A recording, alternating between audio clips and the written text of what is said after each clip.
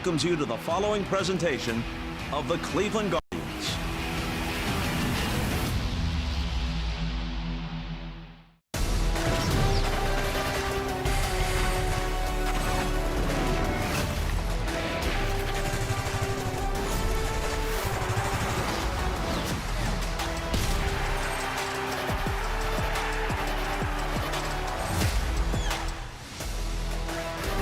Now in his third year as manager, Stephen Vogt continues to preach the value of guards ball. Attention to detail, winning on the margins, doing the little things, giving yourself up, sacrificing for the good of the team. It has served the Guardians well. They are in first place in the Central Division, and they've won the first two against their rivals from Detroit. Tonight, it's Game 3 of this 4-game series. Guardians TV presented by Progressive.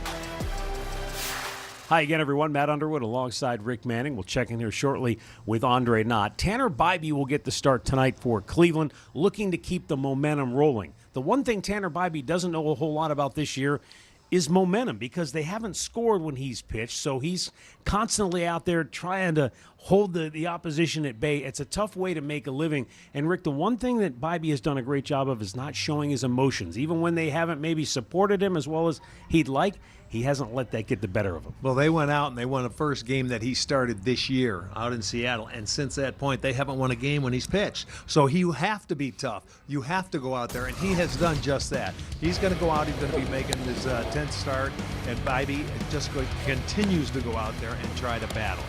Offensively, he needs help, but last year he was remarkable against the Tigers. He was 3-0. He pitched very well in this ballpark, 2-0 last year. And you remember the first game of that 4-game series a year ago, he was a starter. He got the win and set the tempo for that series. So hopefully if they can score him a couple of runs today and give him a lead, I think he'll be able to hold it. That's our Hyundai in the driver's seat. So psychologically, does he have the edge going into this because he pitched so well against them?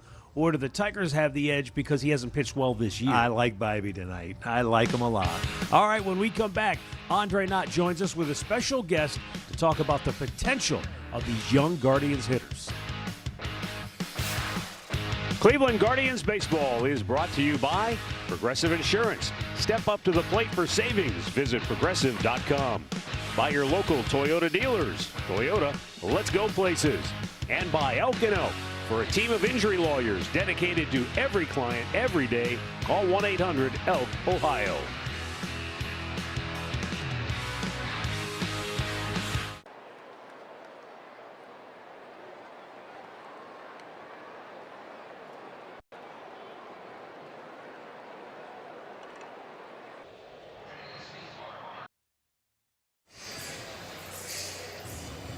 Guardians TV is presented by Progressive. Game 3 of this 4-game series from Comerica Park here in Detroit, Michigan.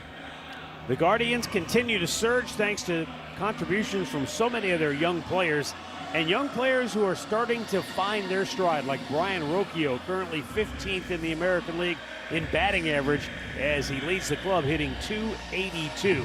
With more of the young guns and a wise old sage who gave Andre the inside scoop, let's hit up Andre Knott. I love it. You know, when you look at what the Guardians offense is doing right now, you look at some of the numbers in the month of May. They're number 1 in walks, 3 in hits. They're starting to kind of find themselves. And when I talked to Ruglis Odor today, he says this is just the beginning of what he started seeing maybe a few years back when he was managing these guys in Akron and Columbus. Every time you have runners in scoring position, you know, you're going to have opportunity to score runs. And obviously, you know, the more runs you score, the better chances you're going to have to win the ball game. So it's extremely important for us. And we don't have the, you know, maybe the consistency of 3 or 4 guys in the lineup to hit 30 home runs. So we have a couple of guys who are going to do it in the future. But, you know, when you do that, so the opportunity is going to be there. Chase the ladder. We have Mansardo, obviously Jose, and I think Martinez is going to do it in the future. So we have a couple of other guys who are going to be able to do it, and I know Hoskins, you know, is capable of doing it. So hopefully we do it this year, but in the future, you know, I know we're going to be able to do it. So he has a few guys he thinks that'll be able to do it, but he likes that they're still using small ball, Arch. They're still willing to move guys. The beginning of our conversation was about as a team. The rules have not changed since they left Arizona. If there's a chance to get a guy to third base with less than 2 outs, your job is to get him there. We'll worry about the slug later on. Well, I'll tell you what, that's how you're going to win games. That's how they have been winning games because, you know, they've got a 7-game home run streak, but you don't live by the long ball. You score runs when you can move runners and get them in like they've been doing over this last 8 games. And I'll tell you what, they've been doing a really good job, so continue to do that all year. What do they say? Don't sweat the small stuff, but it's all small stuff. It is. You have to do the little things in baseball if you want to win on a consistent basis. The first pitch, say it with me, is coming up next.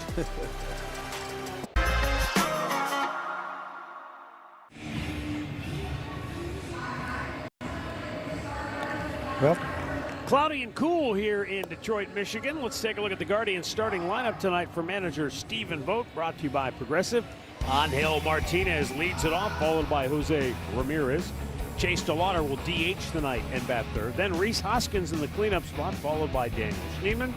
Then David Fry in right field hit 6th. Stephen Kwan, Patrick Bailey, the switch hitting catcher behind the plate tonight, and Brian Rocchio hitting 9th.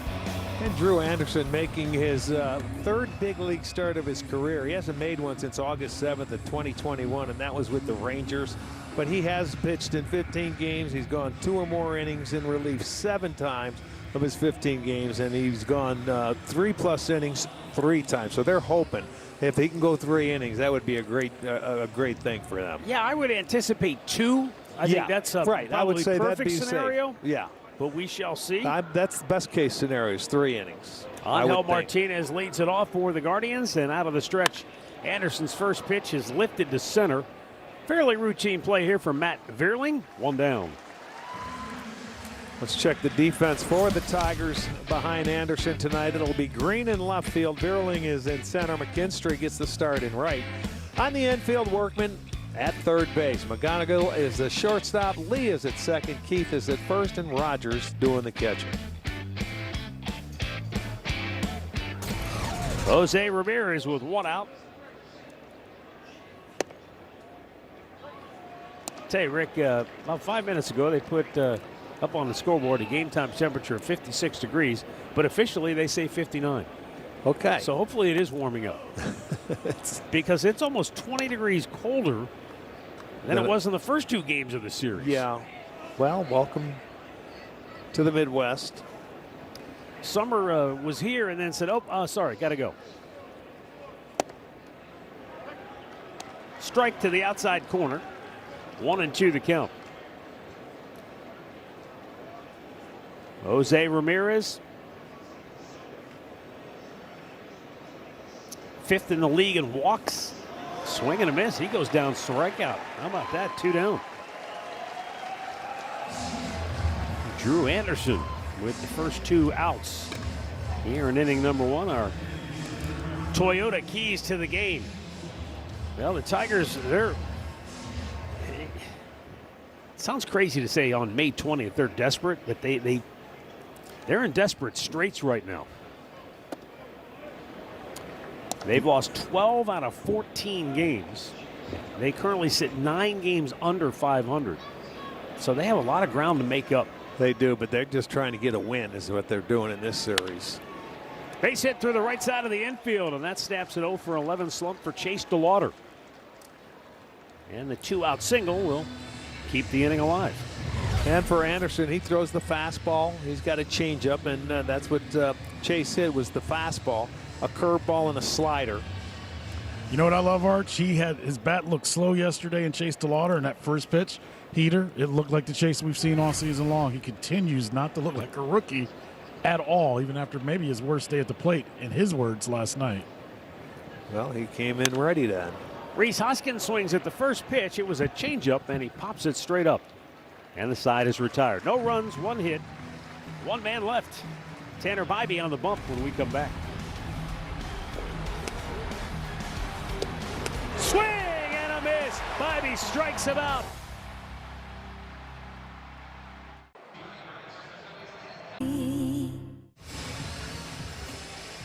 Tanner Bybee on the mound for the Guardians tonight. He will be making his 11th start. He's looking for his first win, but we told you in the open that he's been very good against Detroit. At least he was last year. They need some runs for him, but you know, he's got the biggest variation of ERA between home and road. His home ERA is 2.10. His road ERA is 8.15. Here's the windup, and the first pitch from Tanner Bybee to Colt Keith is up high, ball 1.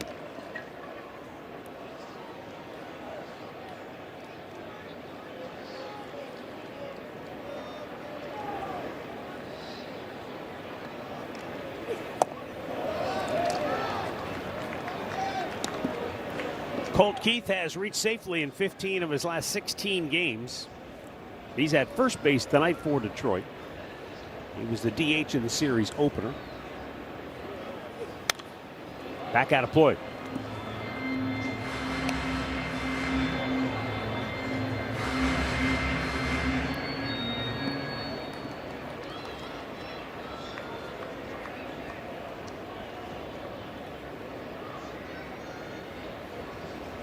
Two 1 pitch fouled back.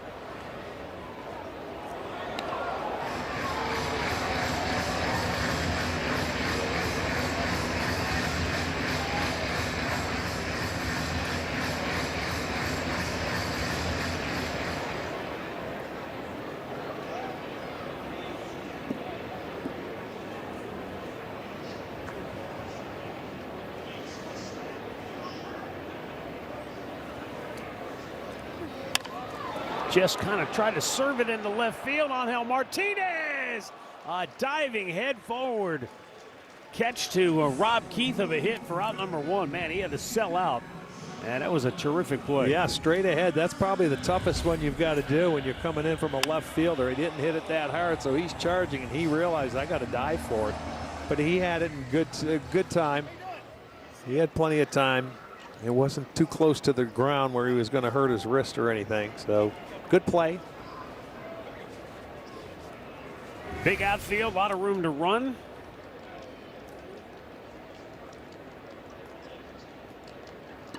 Kevin McGonigal, the Tigers rookie shortstop, takes a pitch in the dirt, ball 1.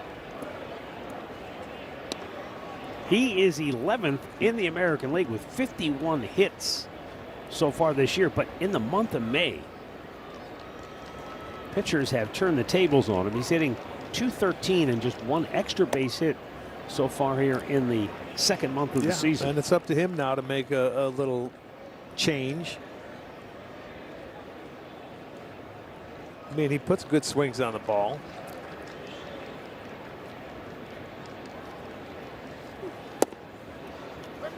No surprise, the Tigers are pressing offensively. They entered the week averaging 4 runs a game. Nothing wrong with that. But in the month of May, coming into this series, that was down to 3 runs per ball game. And they've scored a total of 5 runs in the first 2 games of the series. Hitting with runners in scoring position. And I mean, you always go through that, teams do. The little things you have to do when you're scuffling, and as a team offensively, they only got, like, probably Green's been the best. He's one of the best in all of baseball. He's on quite a roll. Foul, first base side. How much do you think, Rick, the impact of not having Kerry Carpenter, Parker Meadows, throw in Javier Baez, they're all in the Gleyber Torres. Yeah, Gleyber. What kind of an impact does that have on their offense? Huge offense, because, you know, Torres is up in the top 3 spots, and Carpenter's their best bowler, and he plays well against us. Sure does. I mean, he's always hurt us, so yeah, they miss him a lot. Sky high to right field. In comes David Fry. 2 down. Well, this is the current starting lineup for A.J. Hinch. Dylan Dingler, former Massillon product, is the DH tonight, batting 3rd. Riley Green having an all-star campaign. Matt Vierling, and then Gage Workman gets the start. Zach McKinstry, Hao Yu Lee, and Jake Rogers. Yeah, when those guys that are not in the lineup that you talked about, that lengthens that lineup out. You wouldn't see as many of these guys in the lineup. You know, they'd be coming off the bench. If they're even here, they might be back in AAA. Right. Dylan Dingler, he might be feeling the weight of some of that. Hey, I've got to do this. I've got to try to step up, because over the last dozen games hitting below 200 with only 2 runs batted in. Normally, he's a key guy for that. I agree with you. He's a key guy if he's hitting 6, maybe 7. You know, when you got those other guys in the middle part of that lineup, the pressure's not on him, and then they have to pitch to him a little bit more. 0-2 count for Tanner Bybee. He rocks into the windup, and it's up and away. But you notice how A.J. Hinch puts behind him Green, the best hitter they have going. So that's some protection to put behind Dingler when he's hitting third. So that maybe he sees some more fastballs he's figuring. He seems to be the only guy that has stayed in the same spot in the lineup for the last week, Arch. What does that say to you? Well, that's the one. That's what he likes there. Because like you said, when the guys that are injured aren't injured, he's usually 6. Yeah, 7th. But now he's putting them in there. He doesn't want to move them around, and you know maybe he was swinging it much better. This is the first time we've had a chance to look at him. The 1-2. Yeah, I wonder how much of that is just a manager observing personalities and then saying, okay, this is a guy like Daniel Steeman, I can bat him any. Angel Martinez, I can move those guys around. Yeah. But there are certain guys like, I don't want to move them. I'm going to put them in a spot like Brian Rocchio. And leave him there. You're batting ninth. I'm not going to mess with him. Because he's going to be in that lineup every day behind the plate. Right. You know, so he doesn't want to do anything like that. You concentrate on catching, and we'll leave you in the number 3 hole. Yeah, Rocchio, you know, as I said to you, batting 282 with 27 runs batted in. Let's move him up. Let's move him up. But no, let's just, he's found the home. Yes. Yeah, you don't want to touch that. Well, I mean, he's worked hard to get what he's got. Right. You don't want to change. Voter made kind of the same point about Jose in the 2 spot. What a play! Bybee somehow recovers and throws him out. Holy mackerel. I thought he had it at first. And it squirted out of his glove, but he recovers in time because he's an athlete. Tigers go in order. No score after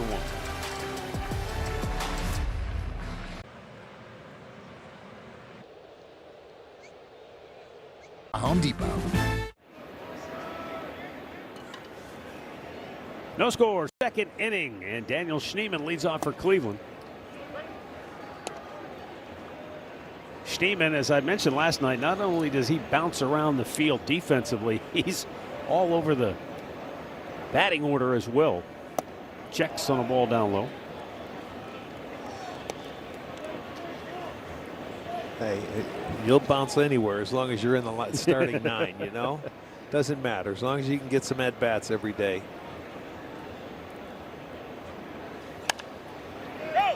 Off to the left and out of play. Schneemann has batted leadoff. He has batted second. He has batted 5th, 6th, 7th, and 8th. So 4 and 9 are the only ones. Yeah, 3, 4, and 9. Okay. Yep.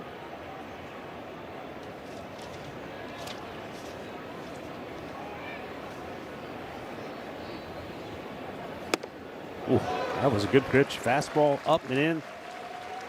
Second strikeout for Anderson. Our Allstate Good Hands replay. You talk about quick reactions. That was glove side, man, right there. Had to reach back a little bit. It went off the edge of his glove. From our angle, it looked like it went in the glove as he was reaching back, but it went off the end of it. But he stayed with it and gets the out. David Fry takes a slider for strike 1. Drew Anderson sharp here at the outset.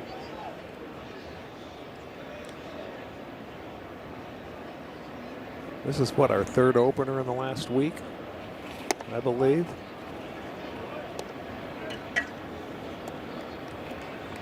We had one with the Angels, had one with Cincinnati, didn't we? Can't remember already. I think we had one with Minnesota as well. Yeah, we did. Minnesota and then the next team. They've been piling up. Backed up at 3rd. Gage Workman uncorks the throw. What a pick by Colt Keith at first base for out number 2. Nice teamwork as the Tigers retire Fry for the 2nd out of the inning. Okay. Sort of looked weird if did he keep his foot on the base. It looked like it came off, but see, it was right on the back corner.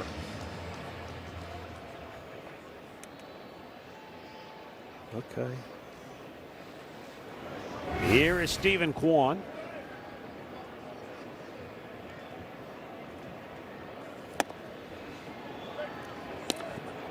Bet365 betting odds says Kwan has piled up the walks here all of a sudden. 8 walks in his last 4 games.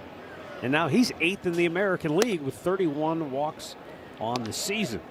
He told Andre after the game last night it's a small sample size. He's not ready to proclaim that, he's fixed everything and, he's back on track offensively. But, man, there's been a lot to like about watching him work counts, swinging the bat better.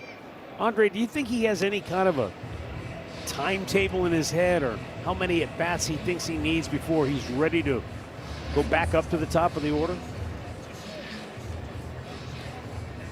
I'm talking. Oh, they let me talk. There we go. Yeah, I would say probably 50, 55 at-bats is where he would feel like he would have a good idea. I think talking about a spring training there. Well, with him, think about what he went through, Arch. It was a month and a half of really not being himself at all. Line to left. That looks like Kwan. There it is.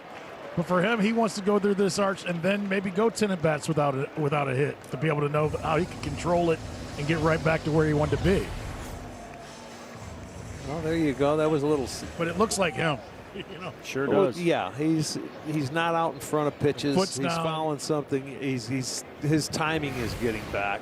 Second straight inning with the 2-out base hit. Now, as you always say, making some left-hand turns always help. And even if you're walking, you're seeing pitches, you're probably starting to feel like himself again. These guys have been aggressive here tonight early on this guy. Made some easy outs on one pitch. Patrick Bailey fouls out to end the second. No score in Motown.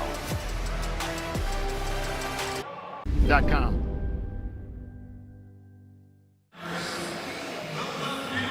StatCast 3D is powered by Google Cloud. Take a look at Riley Green and where he likes it. As a left-handed hitter, he likes the ball away. And, of course, like so many left-handed hitters, down and in. Yeah, down and in. But he's really covered everything. Riley Green is off to a tremendous start. Arch, the word that I went over to the Detroit side and asked, what's changed? And they said the one thing that's changed, plate discipline. Yeah. They said when he was trying to hit more home runs, he was a little bit more aggressive, but now he's willing to take some pitches for strikes that he may not have taken a year ago when he was way more aggressive trying to hit the ball out of the park. Trying to hit it out of the park. You're right. He's getting a little more selective, and you wait till you get 2 outs. He's reached base safely in 28 of his last 29 games. Wow. And 45 of the 49 games he's played this season he has reached. Choking up a little bit, too, I see. Yeah, well, this guy, I'll tell you what, he's a different guy. And he has a good eye at the plate. Right. And he's using the whole field a lot more. The home runs will come once he starts putting good swings on baseballs because he can drive it the other way as well. It's a nice little change up. Is he challenging that? Pitch called a strike. Batter's down. The batter is challenging. ABS powered by T-Mobile. Strike. And Riley Green Calls loses returned. his challenge. Strike. Detroit has 1 challenge remaining.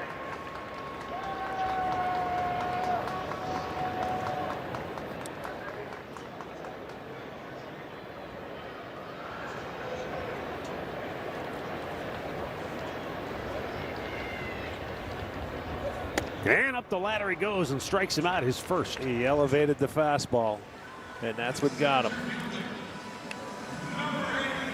He went to chase that after he sees the changeup, and then it's out of the zone. So he got himself out on that one. You see, that's the swing we watched him take last year. But, you got 2 strikes, and Bobby knows he's pitched him well in his career. So he says, I got him at 2 strikes. I'm going to try and get him to chase, and he did. And do you think you question your strike zone after you challenge one and you don't get it? I don't know. But I don't know. You've never done had to have it, Yeah. The difference would be you'd have to swing at a pitch when he already called one 3 inches outside. Okay, yeah, that's what you were used to. Yeah, that's that was their zone, so you had to get used to the umpire's zone.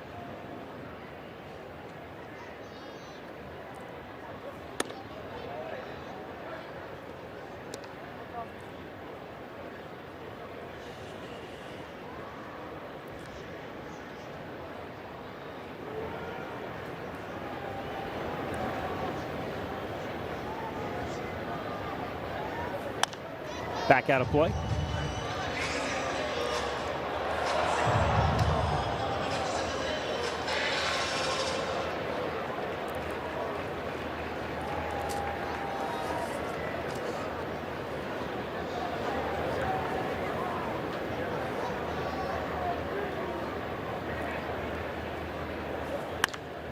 Here's a high pop, shallow right. In comes David Fry. And he has his second can of corn of the night, 2 away. And a word now from Cleveland Clinic. When you make complexities your specialties, you redefine what's possible. For every care in the world, Cleveland Clinic.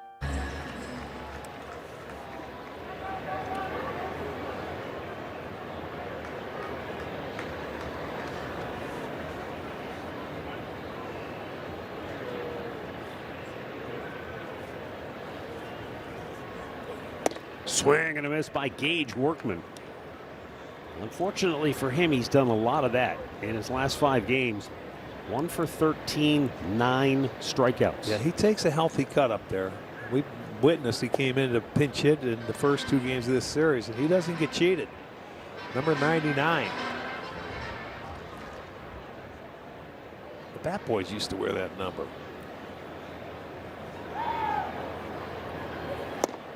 Well, I mean, Aaron Judge, you know, his popularity wearing wearing 99. I'm sure we're going to see more guys wearing 99 in the future. So? I'm sure we will. You think there's more kids wearing it, I can tell you that. That's what I'm talking Yeah, about. like little kids, I see it in Little League now. I mean, just made quick work of him. Strikes him out on 3 pitches. Second strikeout of the night for Tanner Bybee. 6 up, 6 down through 2. We're going to talk with the big rig coming up next. Gavin Williams joins us from the dugout. No score in Motown. Nice pitch by Gavin Williams.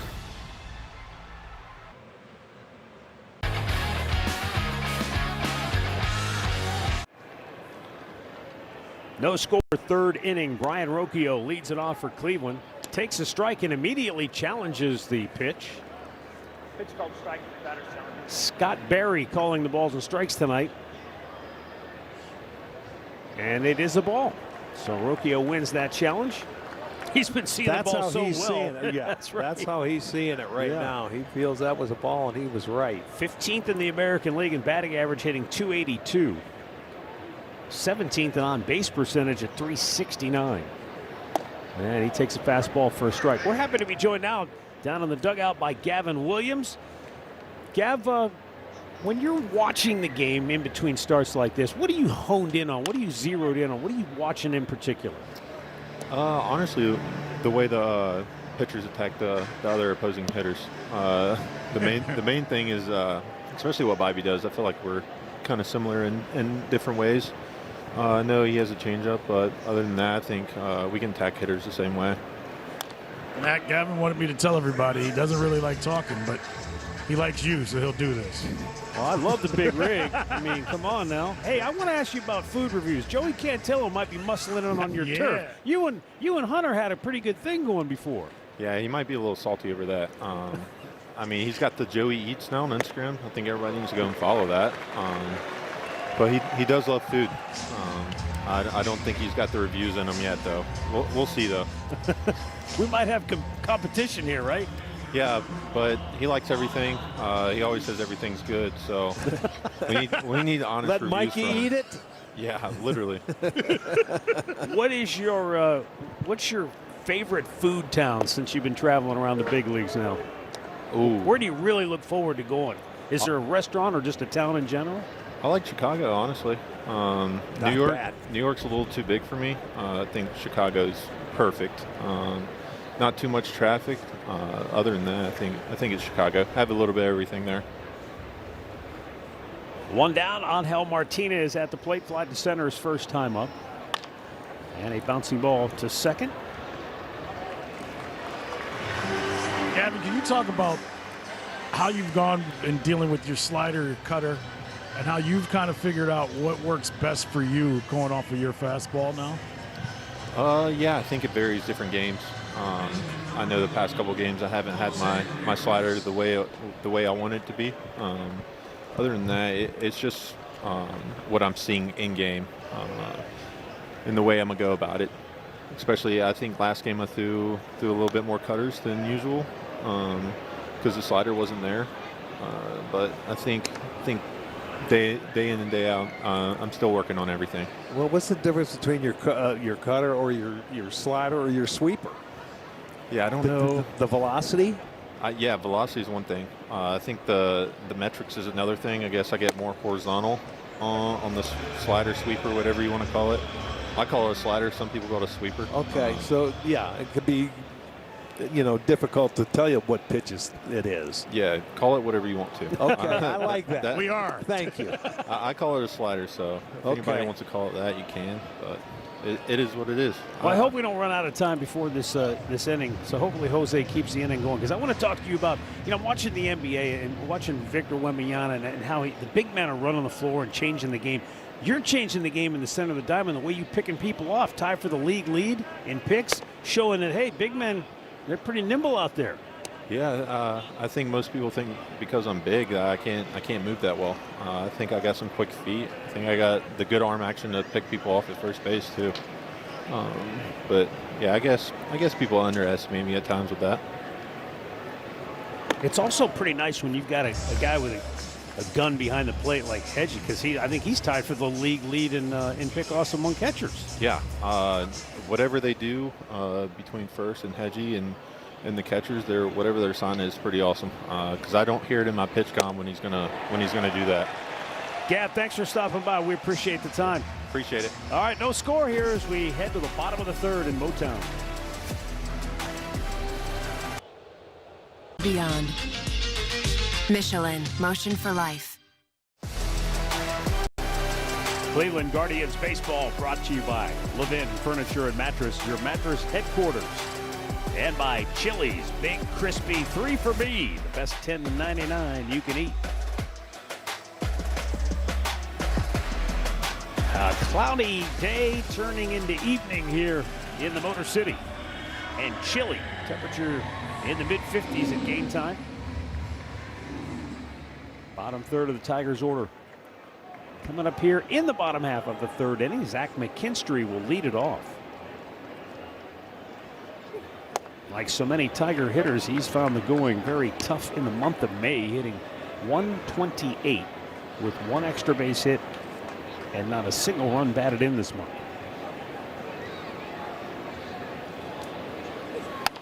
And a weak ground ball to third. Jose throws him out. Liberty Mutual Insurance field coverage. Arch, you talk about making yourself right at home. The Guardians, they come to Detroit, they kick their feet up on the furniture and just have a good old time. They've been good. Out of the 9 wins, man, and you can see they've outscored them, they've out-hit them, they've out-pitched them. I mean, they come in here and they play excellent. They really do. How about the bullpen numbers? That surprises me that it's that big of a difference, considering how important the bullpen has been for Detroit. 2 down. Well, they feel right at home here. They really do. I mean, some people can just go into a hotel lobby and kick their feet up on the coffee table and just feel right at home. Like they're at home, it's no right? big deal. Yeah, I'll tell you what, though, that's got to upset them. Because, I mean, we sense it from the people around here up in this, Yes. in the press room. Because we walk into town and they're going, oh, boy, you guys are here again. And that's just from the people we see. So it's the people that are sitting around here believe that, too. 2 down, and Jake Rogers is the batter. I always have found it humorous whenever we travel around and we walk into a ballpark and, if the Guardians are playing well, people say, take it easy on us. Like we have anything to do with it. I know. I don't know that. Exactly. That's what I'm talking about. They're already beaten before on our end. Arch, you tell them. Arch always goes, we're not playing. Well, we're not. We're not, I know. We're just sitting there riding on their coattails. But, I'll tell you, it's been a treat to come in here. Because they know that they've got to try and upset us. And here we go. Challenge by Patrick Bailey. Pitch is called the ball. The catch is challenging. This is a catcher-on-catcher crime here. Call's confirmed. It is a ball. Cleveland has 1 challenge remaining. That's a ball by a lot. So it's 2-1.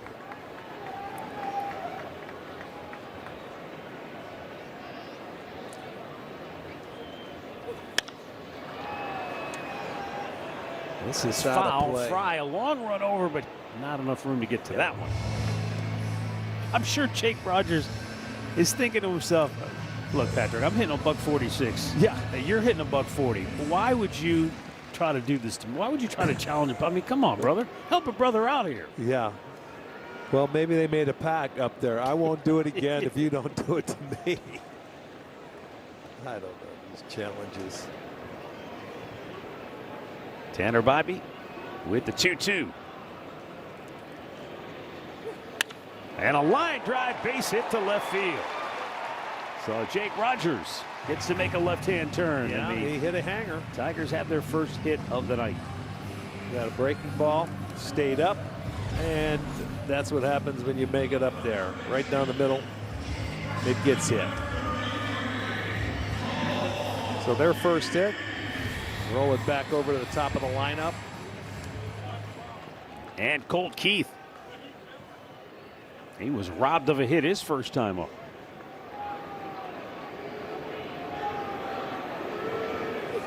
He hit a sinking liner to left.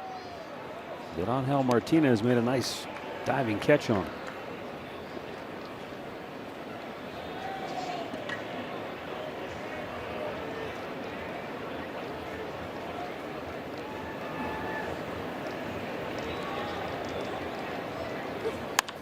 And a sky-high fly ball, center field. Kwan coming in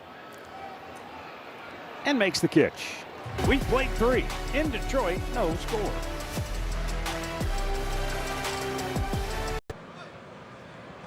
The plus is us.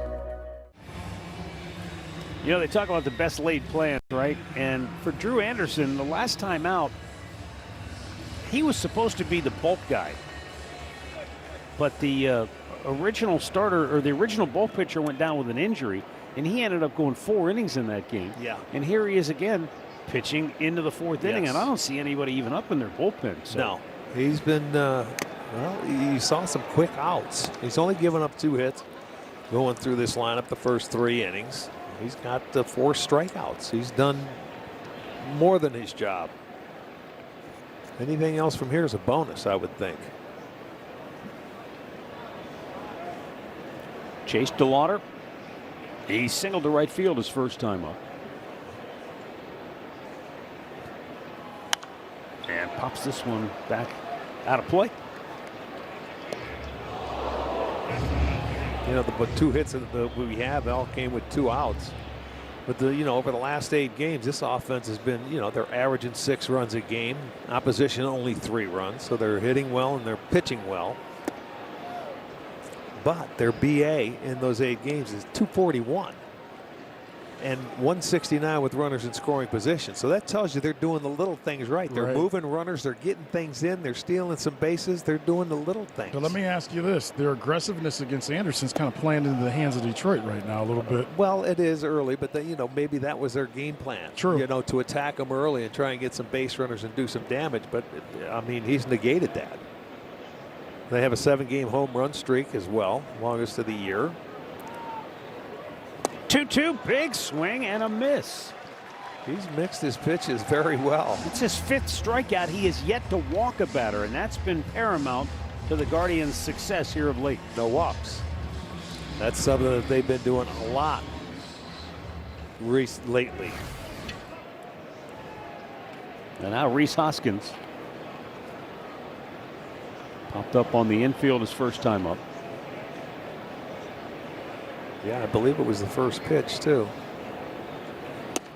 To kind of back up what you were saying, too, Chase DeLauter has a couple of runs batted into the series on ground ball outs. Just fielder's choices, get the run home from third. Rhys Hoskins has a dozen runs batted in the month of May in 14 games played. And he's not exactly tearing the cover off the ball, but if it's an RBI situation, he knows how to get the runner home from third.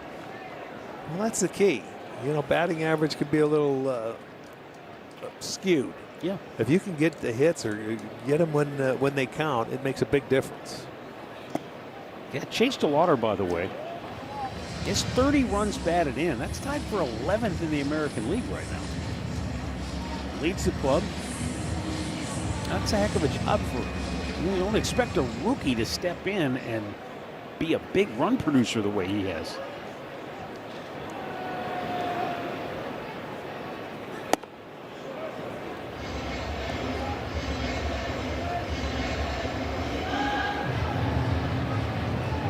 Right now, though, Drew Anderson has stymied the Cleveland attack. He's given up just 2 singles, both of them with 2 outs.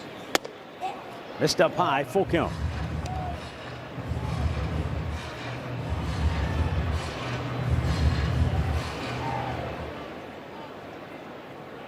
If he comes back with that hook or a changeup.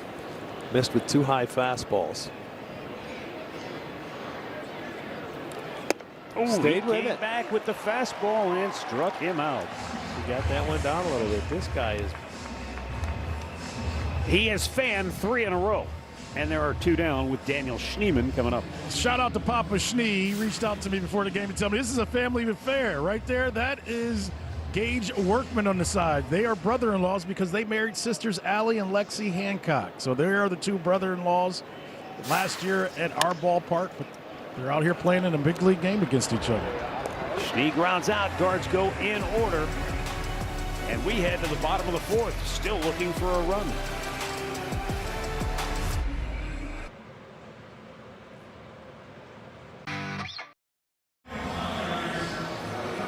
No score, bottom of the 4th inning. Kevin McGonigal will lead it off for Detroit. Folks are bundled up, man. It's amazing how drastically the pendulum has swung in terms of the weather.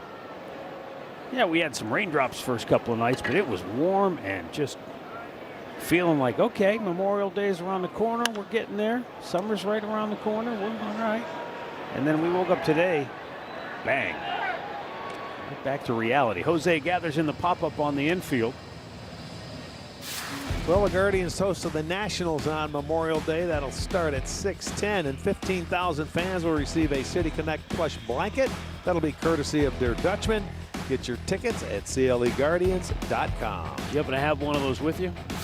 No, I do not. Could you really use it?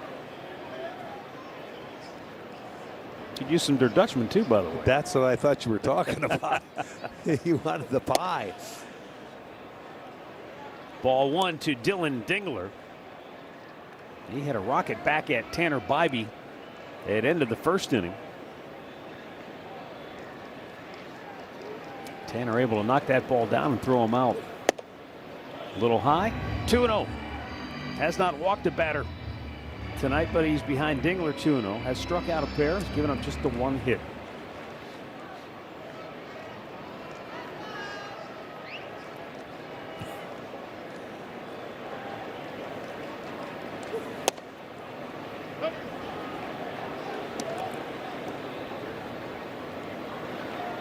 Two balls and a strike for Dingler.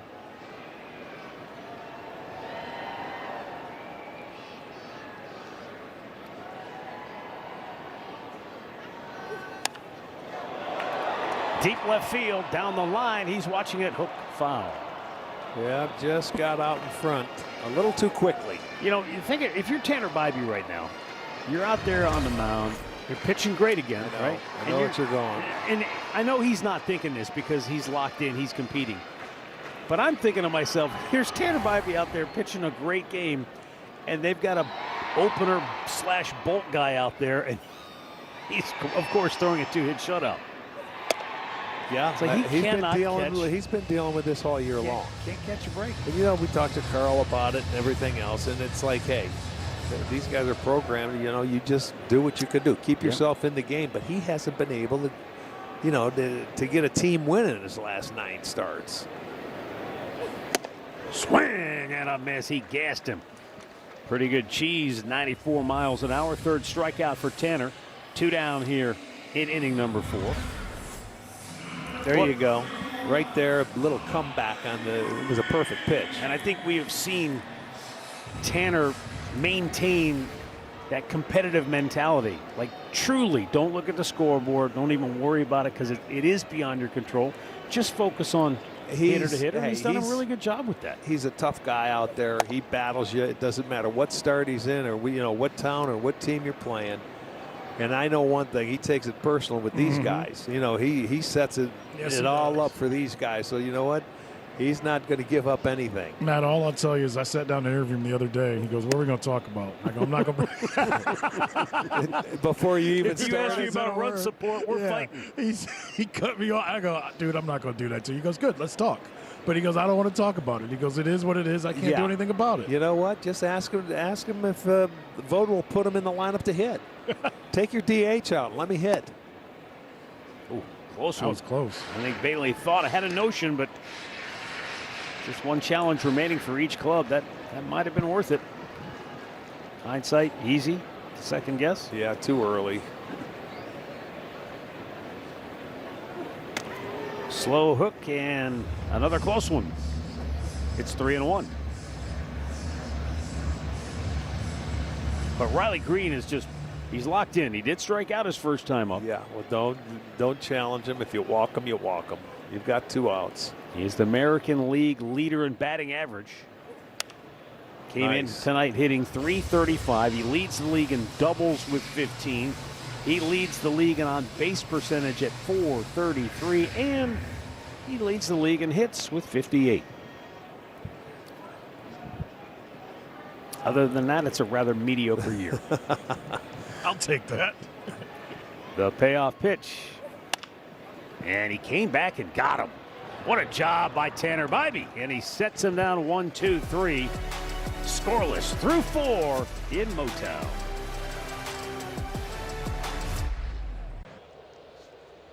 Toyota, let's go places.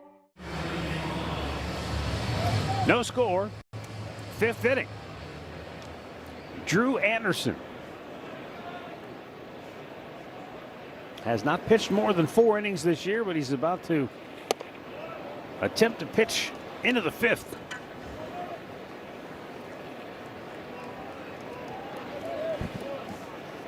He is locked in, striking out 6. Hasn't walked a batter. That is a good pitch. That's a changeup, about 88 miles an hour.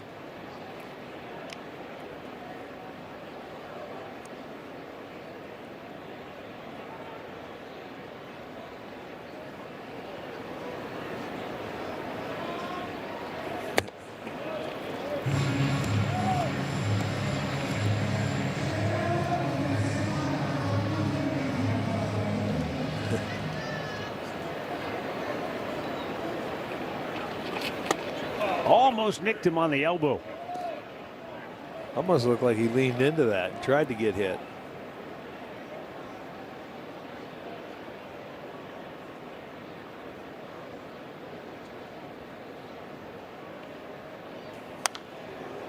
High pop up behind the plate, out of play.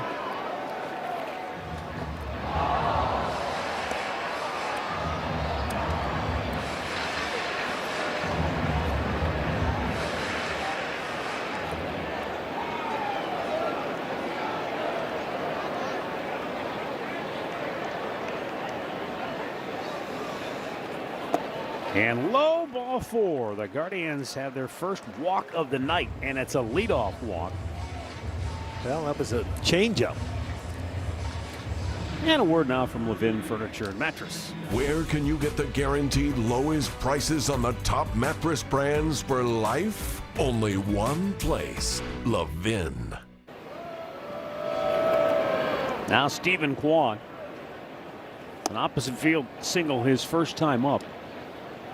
You know, the Guardians have been walking at such an incredible rate, especially here in the last couple of weeks, that you just expect them to, have a walk every game. It's kind of like no big deal. But they put together a pretty impressive streak. 76 consecutive games with at least one walk. And that's their longest stretch in quite some time. That means a lot to this offense. When you can walk and you get guys on, man, you... How about the club record? 237 straight games back in 1916, stretched all the way to 1918. Boy, those guys were wild. Longest current streak, though, in the majors at 76 consecutive games with a walk. 1 on 1 out. Patrick Bailey takes a pitch down low.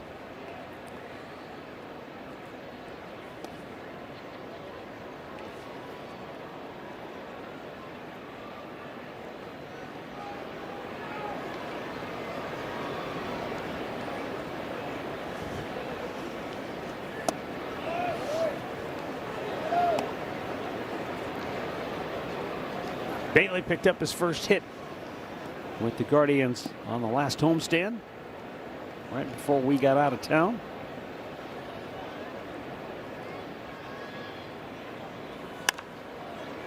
Out of play left side.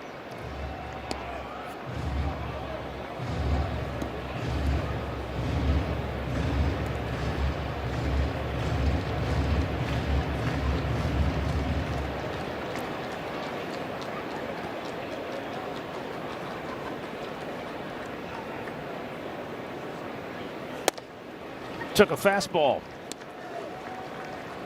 It's 2-2. Kyle Finnegan is beginning to loosen up in the Detroit bullpen. Right-hander.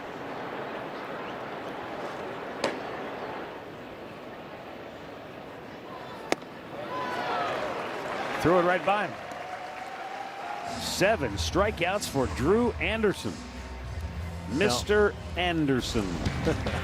I'll tell you what, he's been outstanding. I mean, he came out early, he's throwing some curveballs, but he's throwing high fastballs and changeups. It seemed to me his changeup may be his best pitch, but he's just challenged the zone with fastballs for the most part. He has not messed around, and this is the longest he has pitched in quite some time. Brian Rocchio struck out his only time up. Boy, you may have to think that he may get another opportunity to make another start after this one. He's in the 5th inning. He's only allowed 2 hits. They were 2 2-out singles. He's got 7 strikeouts and just 1 walk.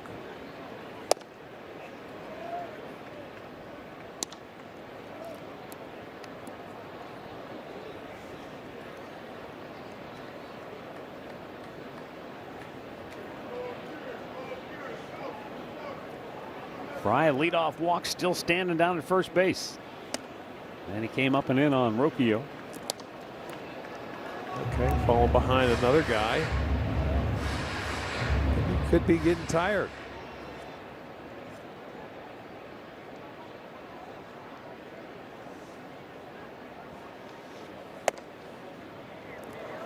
That is the second walk in the inning. He is. Here comes Skipper. He did make 61 pitches in a game, but that was back in April 11. That was at 63. Yeah, this is definitely, I think, the end of the line. And the 2 walks are a dead giveaway. And AJ just came right out. He was going to give him the last chance to get out of that inning and get 5 innings, but they got to be thrilled with what he did for them tonight. No doubt. The crowd appreciates it. Sarah Auto Park pitching change. Kyle Finnegan coming on when we come back. On Echo this spring at the Home Depot and Echo dealers. The Guardians won a 3-game series against the Red Sox. That'll take place Friday, May 29th. You come down early for Sugardale Dollar Dogs, $2 Miller Lite pregame. Stick around after for a fireworks show. You can get your tickets at cleguardians.com. Kyle Finnegan is the new pitcher for the Tigers, and he walks into a 2-on, 2-out situation with Angel Martinez, the batter, 0 for 2 on the night. He has the fastball, splitter, and slider. Finnegan was acquired at the deadline last year from the Washington Nationals. Pitched in 12 games without allowing a run. Gave up 3 hits in 14 1/3 innings, striking out 19.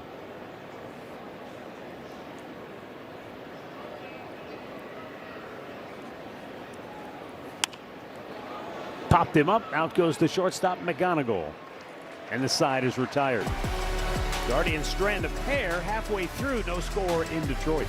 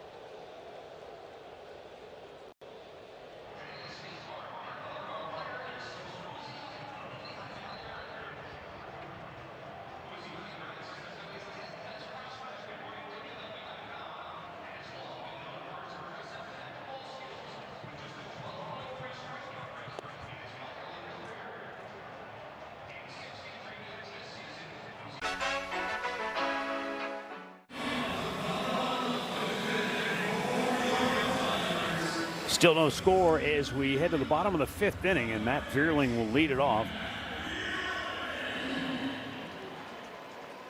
Tanner Bybee in 4 scoreless innings has allowed just 1 hit. I think Vierling reminds me of the Schneeman on our team, you know, because he hit leadoff last night. He hit 7th in first game, hit 6th tonight. He also plays all over the field. Yeah, too. and he's not afraid to, you know, to move him around that lineup. They played him in the infield, outfield. Yeah, he was third base. He's playing center field. Yes, he's a good athlete. Arch, I would say more teams around baseball have guys a lot like of guys that do now. now. Yes. Yeah, they do. So much more than they used to have. Guy outplayed 2-3 positions. Everyday utility players. Well, you got to be a good one if you're going to be an everyday utility player. I'll tell you that. That'd be a good athlete, to say the least. You've got to play the defense as well as you can, you know, maybe put some offense on the board as well. They are kind of mirror images of each other. And a liner towards center, Stephen Kwan makes the catch.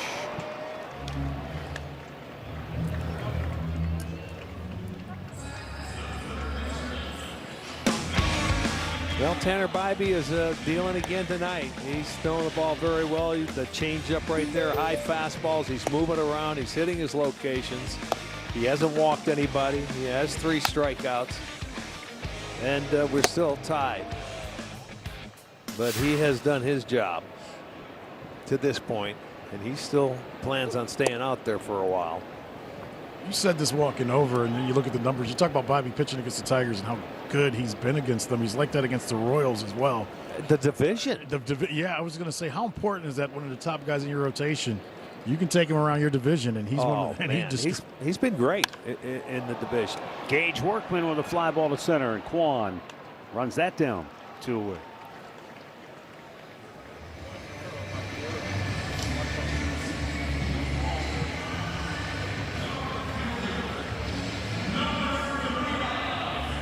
Put a couple runs on the board for him one of these innings. Yeah, Tanner Bybee's been about as tough on our division as anybody.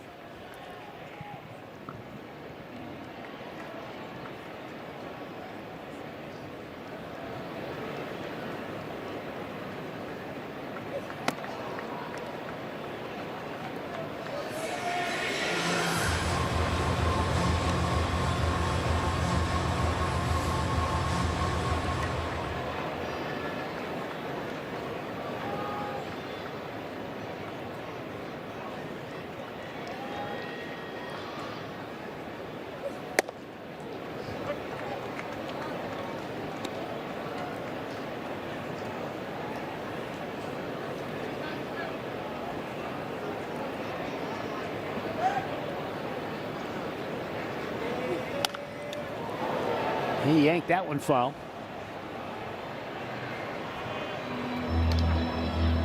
Two down, bottom of the 5th inning. Zach McKinstry grounded to third, his only time up.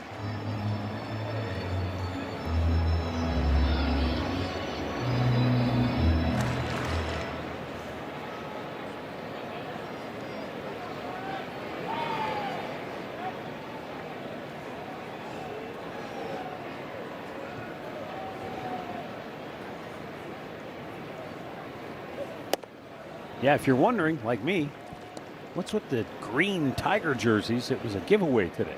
Oh, that's what that is. Arch Redbird did some research for us on Kyle Schwarber. We're going to go see Philadelphia starting tomorrow. Yeah. He has had a stomach ailment and has not played all week long. I knew he was out of that. I've been trying to follow him. They go 1-2-3. Bobby gets his 4th strikeout of the night. And Jose Ramirez will be coming up when we come back. Retirement. Injury report brought to you by the injury attorneys at Elk and Elk. Braves are going to be without Drake Baldwin for a stint on the injured list, but they may be able to manage. They could lead by 9 games if they win tonight against the Marlins. They lead 3-1 halfway through that game. Yeah, that young man was off to a good start after winning Rookie of the Year. We're headed to Philadelphia next, where the Phillies lost today and they have fallen back to 500 at 25-25. Yeah, Cincinnati beat them 2 out of 3. Jose Ramirez leading off here for Cleveland in the 6th and takes a strike. Kyle Finnegan came on to get the last out of the 5th inning.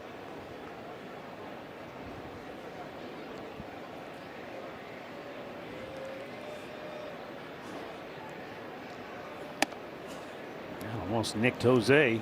He just did turn out of the way. High octane fastball from Finnegan. Yeah, he's got he's walked 16 guys too.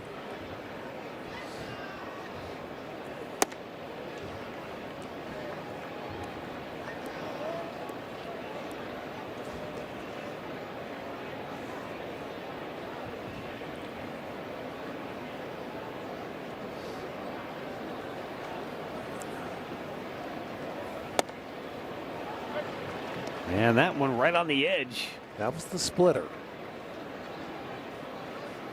Throws it 2-1. Controlled it. Hit the zone.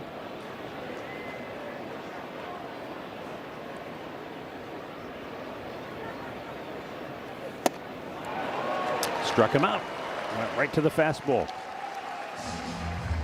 Kyle Finnegan, after being acquired last year at the deadline from the Nationals, he went to spring training this year, and when the Tigers broke camp, they were the first team since the save became an official stat in 1969 to have at least 3 relievers on the same team who had at least 20 saves the previous year. Finnegan had 24 between the Nationals and the Tigers. Kenley Jansen had 29 last year with the Angels. And Will Vest, who had 23 saves last year for the Tigers. So it's taking their chance. The back end of the bullpen is fairly solidified, but sometimes it's getting to it. And I think you're seeing that, you know, A.J. Finch, he wants a victory in the worst way to get this team out of its funk. And so he's going to one of his high leverage relievers in the middle innings to try to bridge that gap. That's what you're doing when you're not scoring. We got a 0-0 game here in the 5th. You got to put zeros on the board and hope you can score first. Chase DeLauder.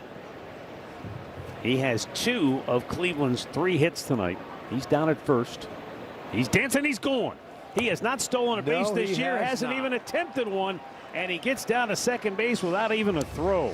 I like that. I don't know if Sandy was in his ear for anything, but I will say this. He's never tried one yet, and he got that jump, and there was no way they could throw him out. So that's a pleasant surprise right there.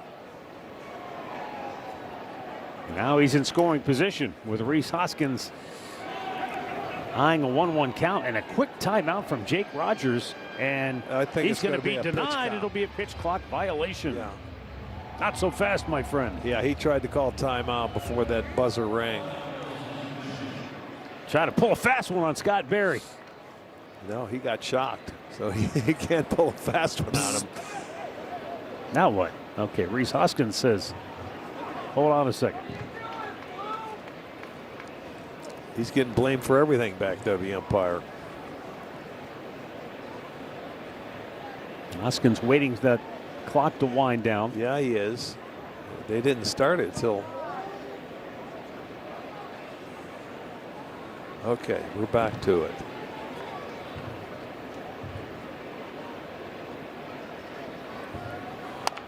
Checked his swing, rolls it up the third baseline. It stays fair. Slinging the ball across the diamond and pulling Colt Keith off the bag was Gage Workman, and Hoskins is safe at first. Well, he had to get it before it maybe hit the bag, and Workman came over and he had on the move had to make a throw, and this throw was offline. You can see how it pulled Keith off first base. I would assume they're going to give him an error on that. I'm going to wait and see, though. You would assume incorrectly, my friend. They give him a hit? Yes, sir. Okay. This is an offensive game now. Well, I'm just going to guess that the official score, seeing him having to throw on the run, deems that in not an ordinary play.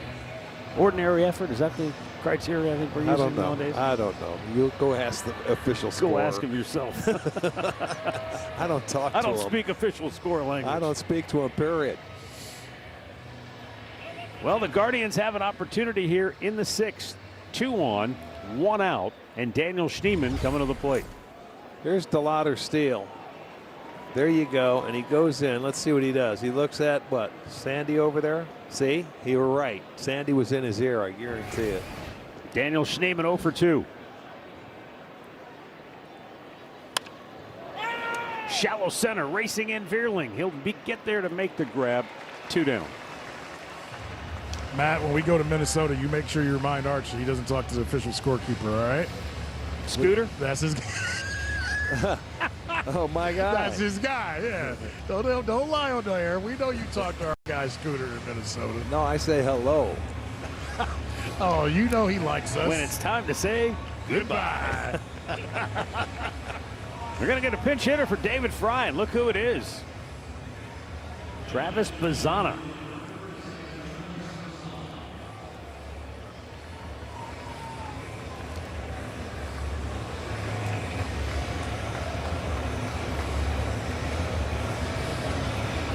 Okay, now the skipper's coming out and having a talk with Finnegan. They have a left-hander up in the bullpen, so he might make a move here. I don't know that he signaled hasn't? yet. No, now he just did. He just signaled. Or he's calling for a cab, not sure. So Finnegan will exit. 2 on, 2 out, 6th inning, no score in Detroit. Booking.com, booking.com.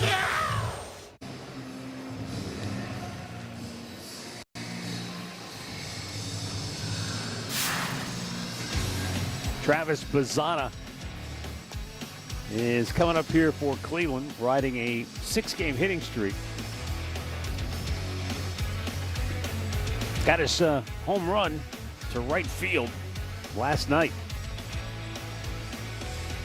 After the night before, he thought he hit a home run, and it died in right center field. Right on the track.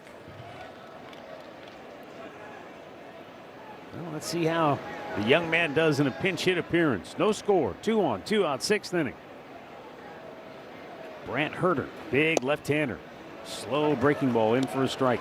Herter came in game 1, went a third of an inning, gave up a hit, a couple of walks, and 3 runs in that game.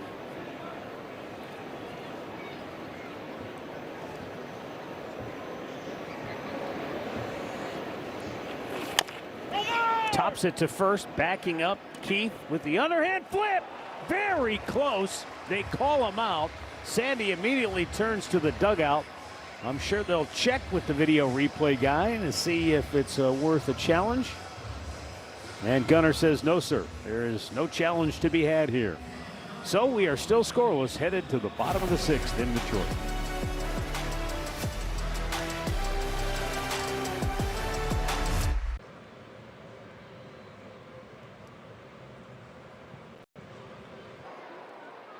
To left.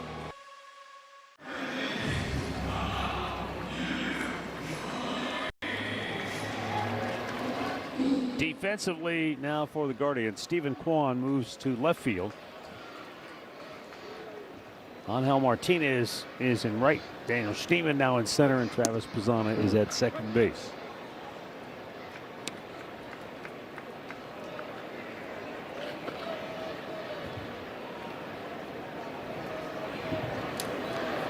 Hao-Yu Lee leading off the bottom of the 6th for the Tigers.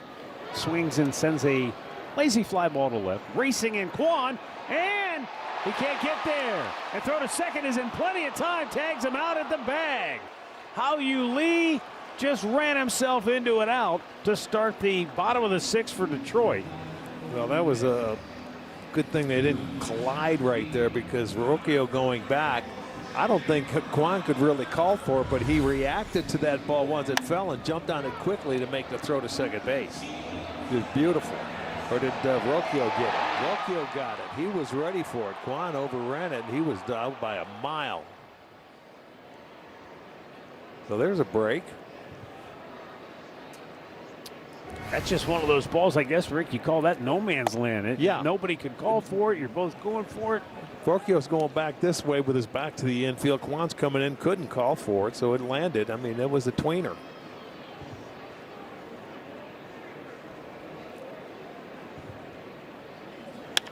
Going to right field, Jake Rogers looking for his second hit of the night, but Angel Martinez is there to grab it, 2 down. And a word now from Kia.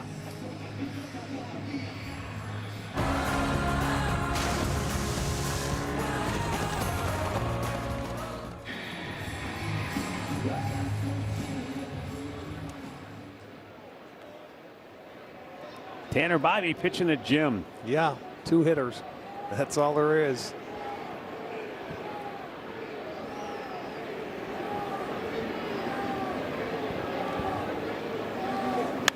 And a lazy pop will get him quickly out of the inning.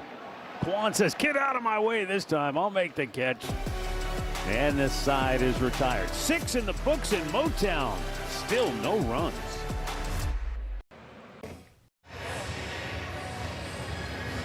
The top half of the 7th inning is brought to you by your Northeast Ohio Jeep dealers. Stephen Kwan will lead off here in the 7th. He is 1 for 2 on the night. He singled to left back in the 2nd inning. But that came with 2 outs. In fact, the Guardians' first 2 hits tonight came both with 2 outs. They had 2 walks in the 5th, but could not take advantage of that. And then back-to-back singles in the 6th inning with only 1 out, but again could not cash in.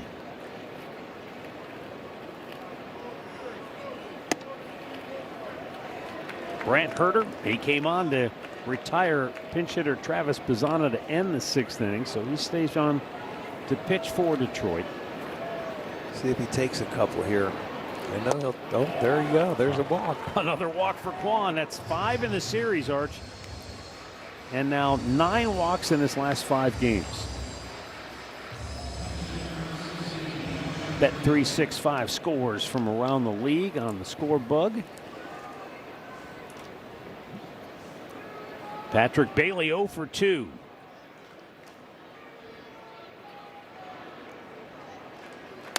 And a double play ball to second.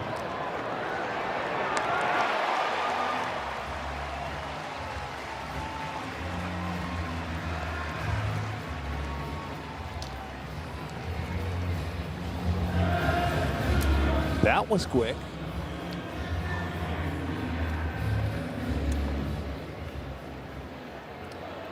A 4-6-3 double play to erase that walk. So Herter picks himself up. Brian Rocchio checked his swing.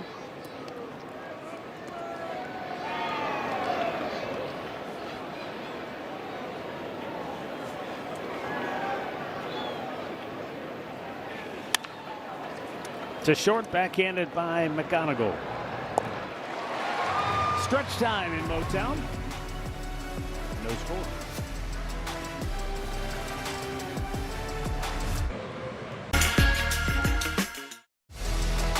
This copyrighted telecast is presented by authority of the Cleveland Guardians and may not be reproduced or retransmitted in any form. And the accounts and descriptions of this game may not be disseminated without the express written consent of the Cleveland Guardians.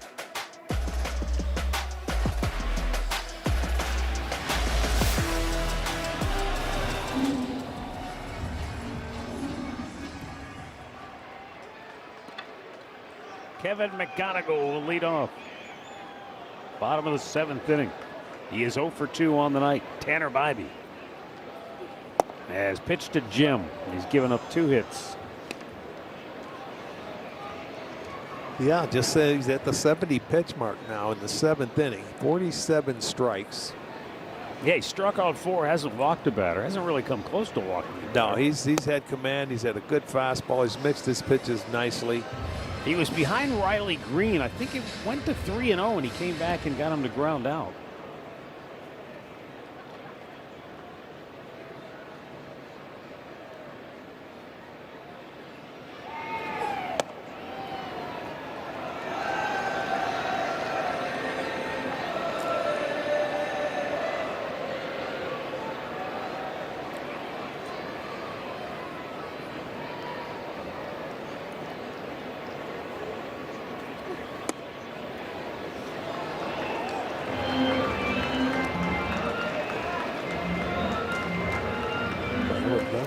pretty good pitch.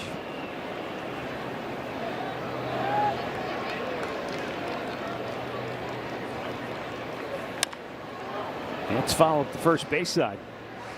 You know, you guys were talking a couple innings ago about the comp between Daniel Schneemann and Matt Vierling. Right.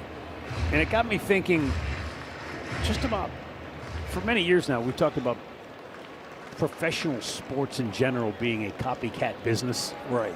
You know, something works, then everybody else wants to know the secret, everybody else tries to emulate it. You know, whether it was analytics, one team started it, now everybody has analytics experts and departments. The 3-2 pitch. And that's high ball forward. First walk issued by Tanner Bybee. Well, sometimes the vernacular becomes part of the copycat influence. And I was thinking about this because last night after the game, A.J. Hinch was asked about pinch hitting. You know, he pinch hit for Spencer Torkelson late in the game. He went to Colt Keith to face Hunter Gaddis. And he said that Torkelson has a tough time with the ball up and away, and that's what Hunter Gaddis does with that power pitch. And he said, he ended the quote by saying, "I am never going to give away a matchup if I can win on the margins." And where have we heard that before? Stephen Vogt, we've heard him talk about, you know, winning. You're trying to win on the margins. Yes. And with the leadoff man aboard, Dylan Dingler, the batter, Bybee deals up and away, and that's where the game has been, Rick, almost broken down to the smallest, minute details. If you see a statistical edge, however slim it may be, you got to try. You're going to pull the trigger. Yes, you're going to try because you put those pieces together just for that. You know, that's how your team is put together a lot of times. Matt, I thought of that quote, and I thought on the other hand of it, if he leaves Torkelson in the game and, you know, you get a strikeout from Gaddy on a high slider or a high fastball, he's probably beating himself up, right? But what about the other side of it? What if Gaddis hangs one to him and he gets a big hit for you? Like, I always want to go on the other side of it. I know winning the margins is big. Cranked to center. Schneemann racing back, still going back. He makes the catch, sliding on the warning track. Hangs on and fires it back toward the infield. He had to turn and burn, and that's a terrific play by a guy who plays all over the diamond. Well, he had a good jump, and he got after it. He knew he was going to have to go, and he ends up sliding. He took his eye off the ball. Not an easy thing to do. You're onto the warning track. You're 400 feet away. And he made sure, I have to catch this ball and let me get up and get it in quickly. And I know Bybee's happy. That's the best ball that they hit all night long off Bybee. Beautiful play. Quick throw over, but back easily was McGonigal. He has stolen 7, has not been caught yet this year. Well, Bybee does a nice job of changing his routine when he comes stretch. They do a good job, so you'll give Bailey an opportunity to throw him out if he's going to take off. He doesn't look like he gets that jumping start like some of our guys do. Ripped up the alley in right center. This could be trouble. Angel over, cuts it off smartly. And he'll throw to second, and McGonigal stops at third. But now the Tigers have the best scoring opportunity of the night. And who's the man that does the damage here? Riley Green. You got a walk, and the next thing you know, you get a fastball. It wasn't up enough, but he strokes it into right field. He'll get a single. McGonigal will go to third base, and now you'll give Vierling an opportunity to get him on the board here in the bottom half of the 7th. Vierling has hit 2 fly balls on the night. He'll be looking to elevate the ball again here. Yeah, he knows what his job is to do, to try and do the same thing he's done the first 2 times up. But now Bybee may pitch him differently. Guardians bring the infield partway in. They try to start him off inside to jam him and see how aggressive he wants to be.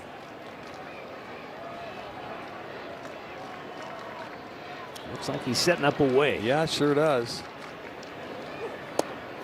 Started him off. Oh, he landed one, and it's called a ball, but it will be challenged by Bailey. The ball, the catch was challenging. That was a good pitch.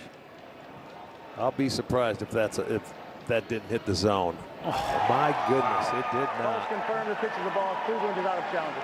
I mean, it's right over the middle of the plate. Sure was. But evidently it dipped below the zone. Yeah, but as a hitter in that situation, first pitch, you're looking something elevation so you can hit it in the air. That's why he took it. It was a good pitch, but he took it.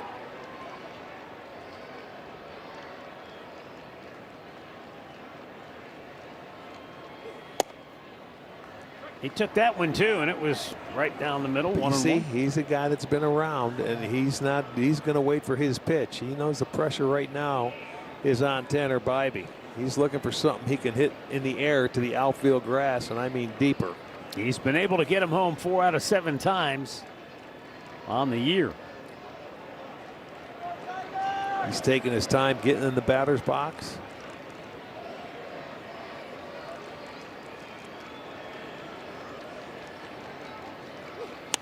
Got a ball out over the plate. Plenty deep enough. Tagging up is McGonigal. He'll come home with the game's first run. 1-0 Tigers. Good job of hitting right there. He made sure he got something away. He stayed back on it and gets the sacrifice fly. So a good job by him. They take a 1-0 lead. There's a little slider. It had the plate. He extends. He knew he did his job.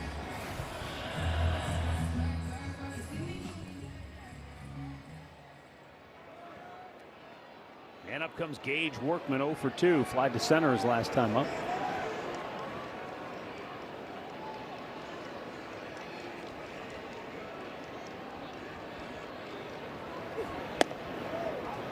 Curveball in there for a strike. Go figure. The first walk that Bybee had today was that leadoff man in the 7th inning, and he ends up coming around to score.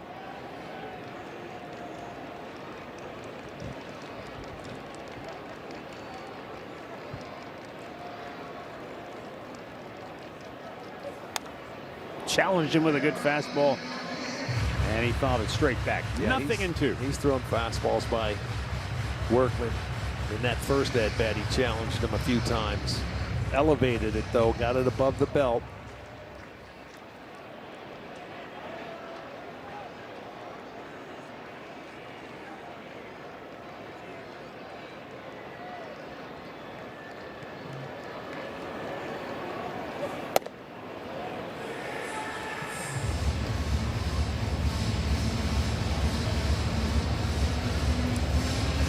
And that's the one thing for Detroit. They're not a very aggressive team on the bases. Only 20 stolen bases, have been caught 9 times. In a situation like this, you may try and send Green, but he doesn't run a whole lot. Not a good base stealer. Right field. Angel runs it down. Tigers strike first. We head to the 8th. Guardians down 1.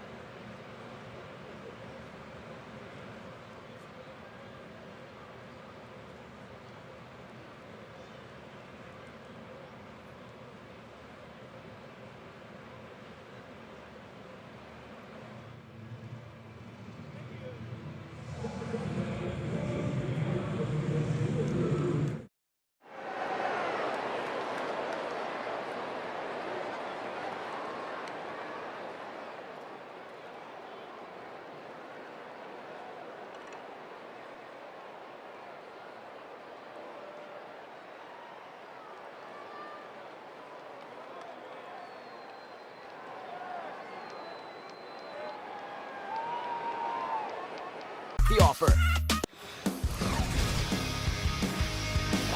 Progressive defensive play of the game. How about Daniel Schneemann? He went a long way to track that down. And it kept that from being a big extra base hit in the inning. Yeah, that was a nice play. Tigers still able to get the game's first run home on a sacrifice fly. And so they have a 1-0 lead as we go to the 8th inning. And the ageless Kenley Jansen, Major League active leader in career appearances, 948 of them. He's right behind Fernando Rodney for 20th on the all-time appearances list. And he's 17 saves away from 500. Not bad for a guy who started out as a catcher. Yeah, I know. Popped him up. And the third baseman, Workman, held on to it as he was about to climb up the pitcher's mound. One down. Well, you got to get a guy on here if you can with Jansen, because I know we used to be able to run on him. Guardians had a couple of opportunities, Arch. They had 2 on the 5th, 2 on the 6th, but they could not get the big hit. And this is maybe the most frustrated guy in Comerica Park right now. He's got 3 strikeouts. We don't see that often with Jose. No, you do not. He is frustrated, to say the least. Especially after the way this series began with a double and a home run. He was hitting everything in sight on Monday night.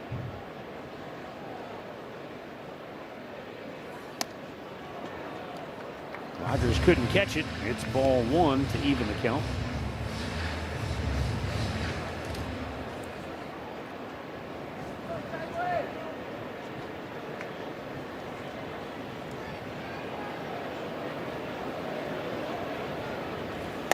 Only one time has Jose Ramirez struck out 4 times in a game, and it was right here 3 years ago.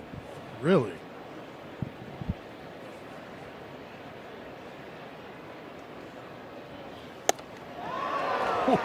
And I'll tell you what, they've been that was a cutter, but they've been throwing them up in a lot of fastballs. And it looks like they've been trying to ride them away as well.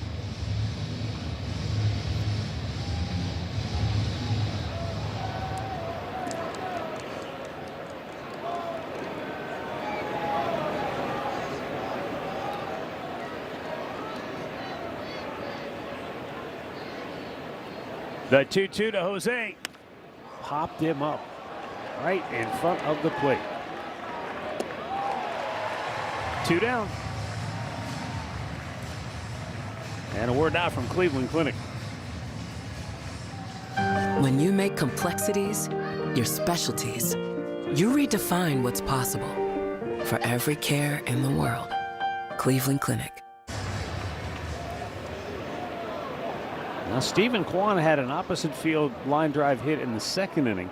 Outside of that, Chase DeLauder's the only guy that's hit the ball hard tonight. He has 2 hits.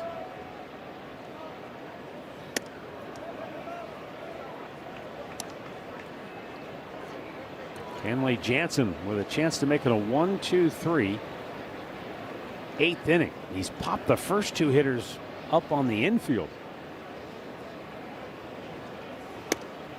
Is that him, Arch, or is that the hitters maybe trying to do too much, trying to big swing? He's throwing that high cutter right there. You know, they haven't faced him. You know, I mean, it must have been last year when he was with the Angels. They haven't seen him this year. But he's coming back. He's throwing strikes.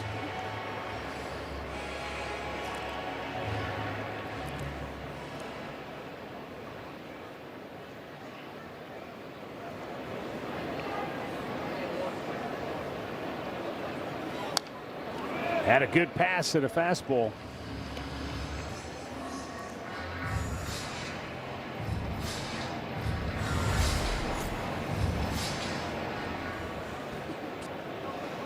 Kenley Jansen made his debut at age 22. He's now 38. And the 2-2 pitch just popped back out of play again.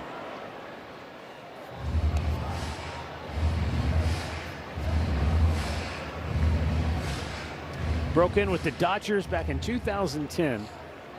And in 25 games, he had an .067 ERA.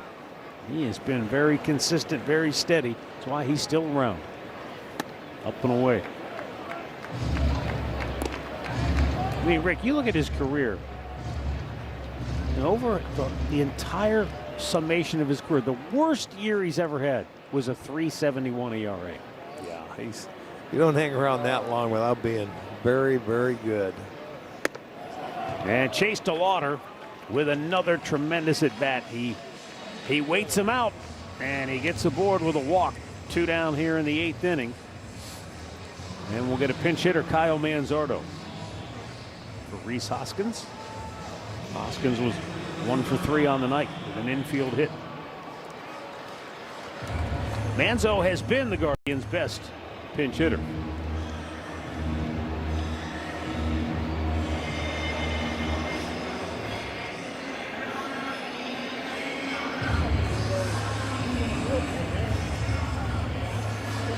Well, they have their little meeting on the mound to see what they want to do.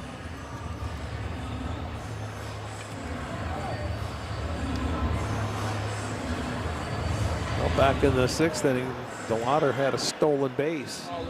He was able to, first one of the year, first attempt of the year. Yeah. Let's see if it changes here. Kyle Manzardo, meanwhile, 3 for 8 as a pinch hitter with a home run. There he goes. He didn't waste any time, and they won't even bother with a throw. He stole it standing up. Yeah, he was halfway to the bag before the ball came out of Chance's hand. He knew it, but you can run on him. Look We at knew this, that. though. Look at Look where boom, he's at. boom. Look where he's He's at. going. Good timing. Let's go. Wow. Now you need a single.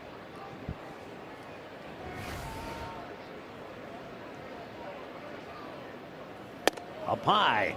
1-1. That's what Kyle's got to do. Manzardo got to make him get that fastball down a little bit.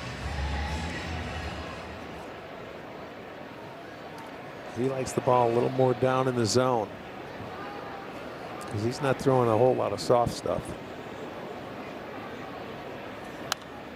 Cutters is his pitch, and that's what that one was right there.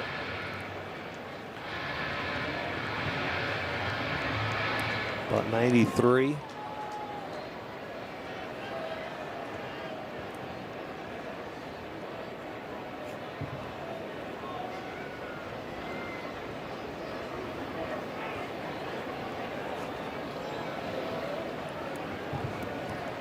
Jansen stepped off.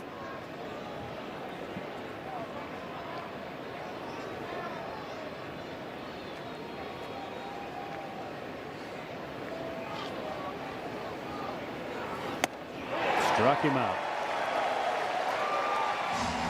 Bottom of the 8th coming up. Still 1-0 Detroit.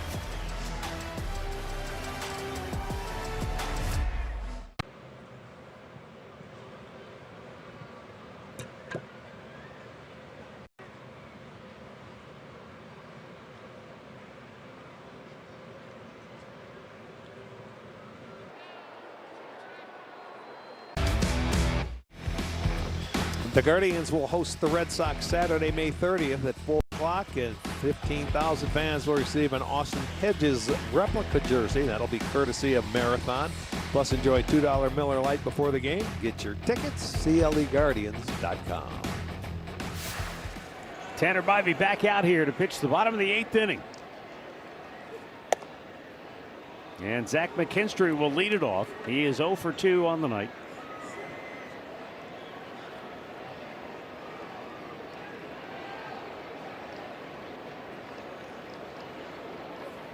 Bybee pitched 6 shutout innings before surrendering a single run in the 7th. He has allowed 3 hits. All 3 hits singles. He has struck out 4, walked 1. And a softly served base hit in the right field. That's why baseball is just not a fair game. Yeah, because that's, if the Guardians have one of those with a guy on base tonight, it's a different game, but they have not been able to. You know, you hit a change, it went off the end of the bat. There's nothing you could do about it. It's going to be a base hit. To me, that's a good pitch. If you ask hitters, though, that never evens out, you know. throughout the course of the year, you figure you hit more balls harder than you do like that. Hao-Yu Lee popped one up that should have been an out in the 6th inning, but it fell between a charging Stephen Kwan and a Brian Rocchio, who was running with his back to the infield. But Lee was trying to stretch that into a double, and they threw him out at second base. This is a guy I think that you might be able to start your runner.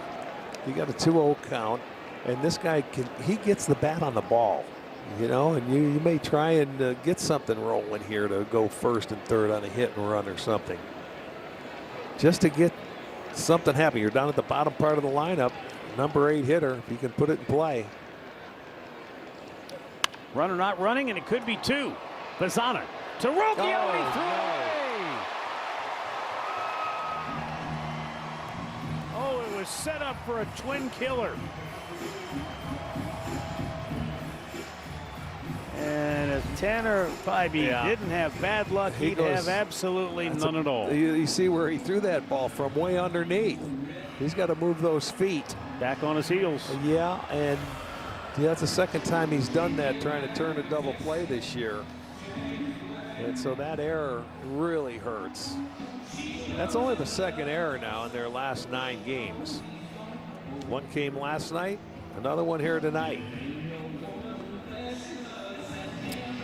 Well, now he's got his work cut out for him. Jake Rogers coming up, and he'll be bumming, I would assume. Well, if you're hitting 146, yes, you would think so. Now watch where his arm and his footwork is here, where he's going to throw. It's a double play. He gets it and goes underneath. Can't be accurate like that. I mean, he's backpedaling too. You know, it was. You got to have quick footwork and get him a ball right up at the shoulders.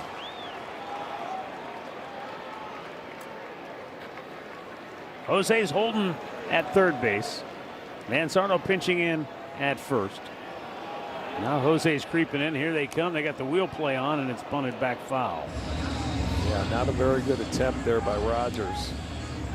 Rocchio was going to cover third in case the ball was bunted directly to one of those infielders. See, when guys, if they can't bunt like that, what you got to do, you square around and you give them the old butcher boy, man. You take a half swing and you try and just hit it past somebody, either first or third, the way they're charging. Be crazy not to. Oh, they got him picked at second base. How do you like them apples? Oh, Zach McKinstry got wandering too far off. He was trying to get that secondary lead with the bunt play on, and the Guardians sniffed it out. That's crazy. It's just crazy. We see that happen, and they come back and they get an easy out. Boy, that's a big break for Tanner Bybee and the Guardians.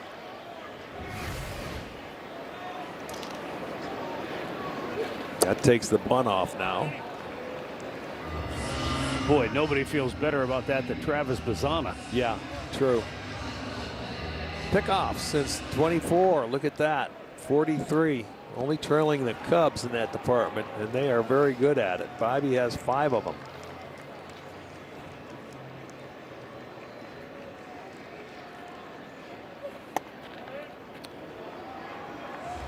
What's really cool is the inside move used to be just a throwaway move. And now the Guardians have seemed to turn this into an art form. Yeah, good look at it.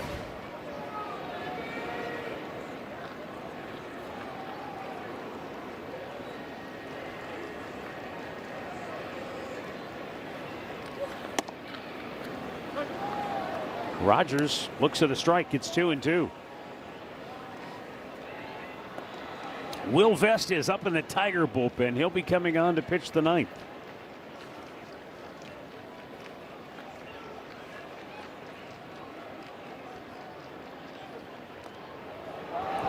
Why not try? Bybee has exceptionally quick feet on that pivot move.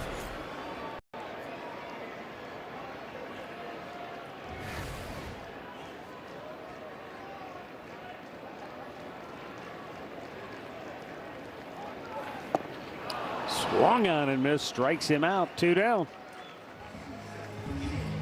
And now Colt Keith coming up. Nice breaking ball here. The location of it out of the zone. He got him to chase it. You can see where Bailey back there was just going to get back and block it in case it didn't get away from him. Well, Colt Keith is 0 for 3 on the night.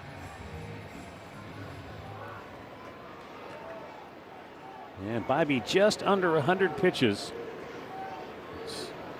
In all likelihood, it'll be his last hitter.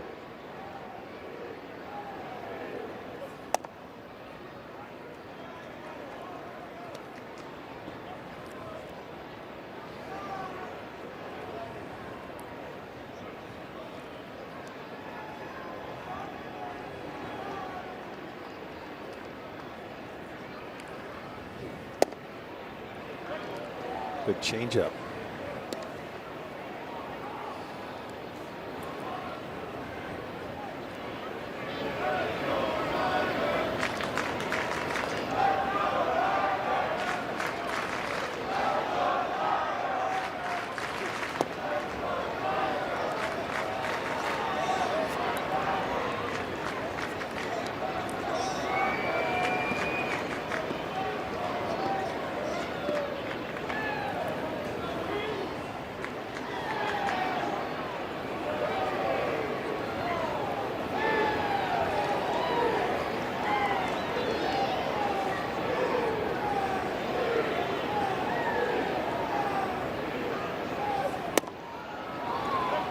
And it's now 2-2.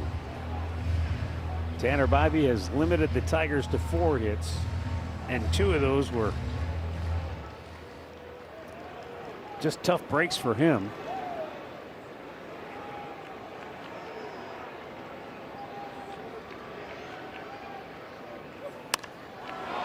Slicing down the left field line and out of play.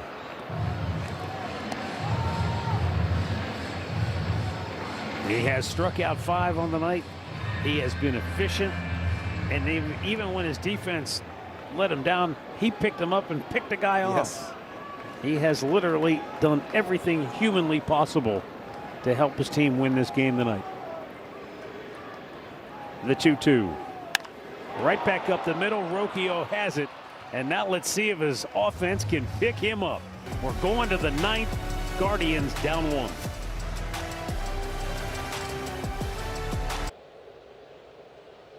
Restrictions apply. Well, score big on authentic gear at MLBshop.com. From official jerseys and memorabilia to hats, hoodies, we've got the season covered. Visit MLBshop.com/Guardians, the official source of your Guardians gear. Tanner Bybee went right to Travis Bazzana at the end of that inning. That's a good teammate right there. Yeah, you know, Bazzana felt like lower than a worm after that with the error. Well, yeah, but you pick him up, man. He picked off a guy, like you said, it made him feel better than anybody. Very reminiscent of what he did in that playoff game with DeLauder, if you remember. Schneemann swings at the first pitch and bangs it foul at the first base side. 0 for 3 on the night. Here's Will Vest, 23 saves a year ago after totaling 5 saves in his first 4 big league seasons. And he never had more than 8 in any minor league season. But he has become their go-to guy. Worked a scoreless inning of relief in last night's game.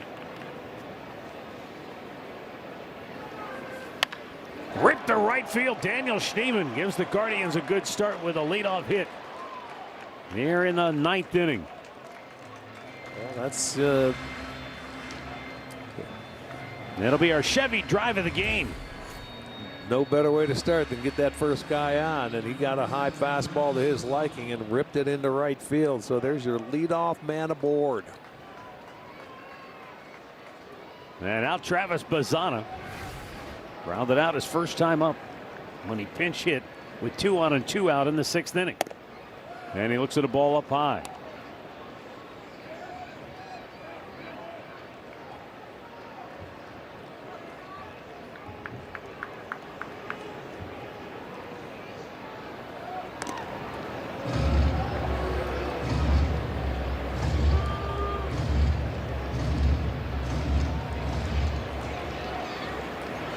Schneemann has stolen 3 out of 5 on the year. Yeah, I don't see him running here. Lozana pulled off that pitch, and it's 1-1. Good changeup.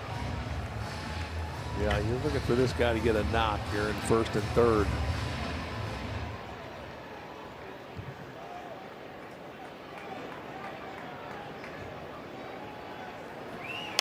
There it is. He goes the other way. And in the second around there, and then holding is Daniel Schneemann, wisely so. Riley Green got to it quickly.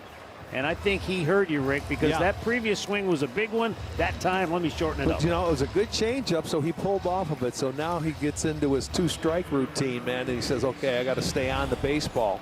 And what does he do? He gets another fastball, and it gets inside, but he takes him the other way. Little flare, base knock. Well, they have something brewing. 2 on, nobody out. Stephen Kwan is the batter. Bunt down to third. McGonigal took a look at second base, goes to first for the sure out. 1 away after the sacrifice.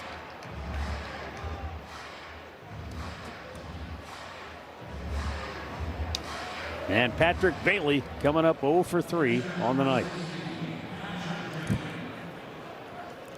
Well, the infield, they were playing in. They got to go back a little bit. A little flare will get 2 in. They're going back for a double play ball. He hit into one of his last at bat. But there's no force. Why would they do that? That's true. Well, I know. That's why I was saying they can't come in.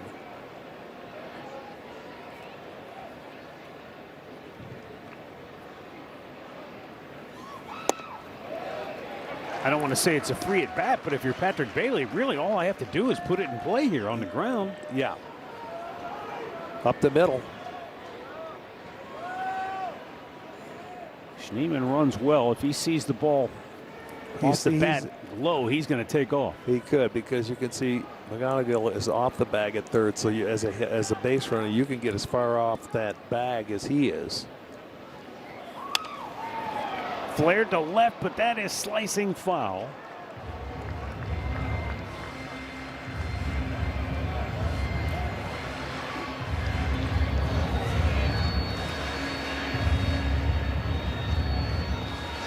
One ball and 2 strikes.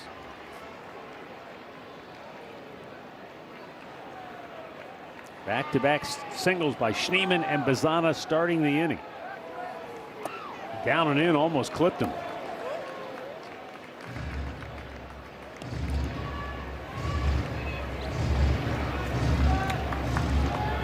Patrick Bailey trying to come up with a big hit here in the 9th inning.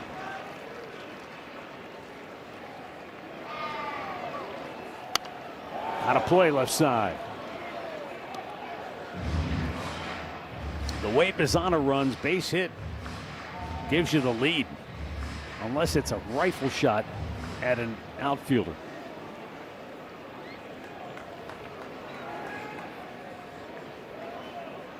Now the 2-2, up and away. Hey, you've got a full count with Brian Rocchio waiting on deck. This game was scoreless through 6. Tigers got the only run in the bottom of the 7th. And a ground ball to second base. This will tie the game. Bailey just pulled it onto the right side of the infield. It's 1-1. The key was the hands. You know, he kept him back enough where he can just throw the bat head out there, and you got the ground ball up the middle of the field. The only play they had, and that was a good pitch. He kept him back, get the foot down, and look at, he was fooled by that pitch, but did a good job of getting it on the ground. You get the game tied. Bazana's at third with 2 down, and Brian Rocchio up. He has been a clutch performer out of the 9th spot in the order. Second on the team and runs batted in with 27. 2 outs with runners in scoring position. 3:33. Okay, he took the swing at that changeup. That was away. Now it's his turn to just spread out a little bit, put it in play.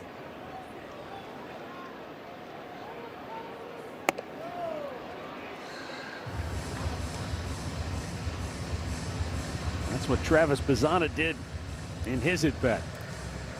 Kind of went it into 2-strike mode early. Yeah, And he at third base, he's got to watch for anything in the dirt. It's up high. It's 2-1.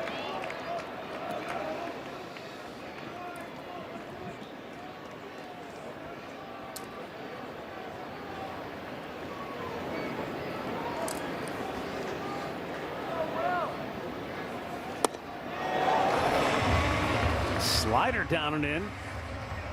Evens it up at 2-2. Okay, so he's throwing him a changeup away to get the swing and miss, and now a slider down and in.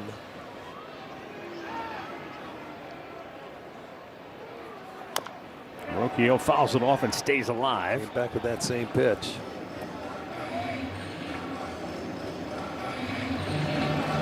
McGonigal was staying close to third base to keep Lozano close to the bag. With 2 strikes, he backs way up to shortstop. He could go 2/3 of the way down. Sure could. I mean, he certainly doesn't want to bounce one here. He didn't, and he strikes him out. But the Guardians get off the deck. They tie it up at 1. And we're going to the bottom of the 9th in Motown. What would you like the power to do? 1-1 headed to the bottom of the 9th as the sun fades behind Comerica Park. Tanner Bybee, he gave his manager everything he had tonight, and that's all he can ask. They got him a run to tie it. And now Eric Sabrowski pitching in the bottom of the 9th inning for Cleveland. Misses outside. Ball 1 to Kevin McGonigal. Cleveland Clinic call to the bullpen. Bybee went 8 innings, allowed 1 run on 4 hits, walked 1, struck out 5. Yeah, great job. It's a good thing they scratched 1 across for him.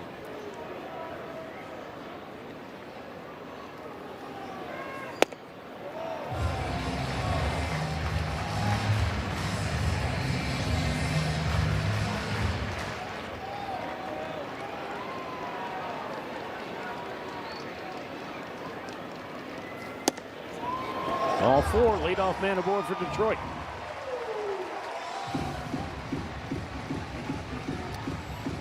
Third, actually the 4th straight inning, the Tigers have had their leadoff hitter aboard. Yeah, but in that 7th inning, that was the only walk of the game, and it was to McGonigal, and he came around to score in that inning. So there's the leadoff walk again. Dylan Dingler 0 for 3, takes a pitch down and in. Very un-Eric Sabrowski-like start to this inning.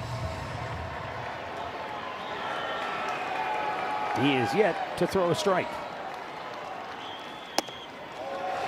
And out goes Bailey after 6 straight missed the zone.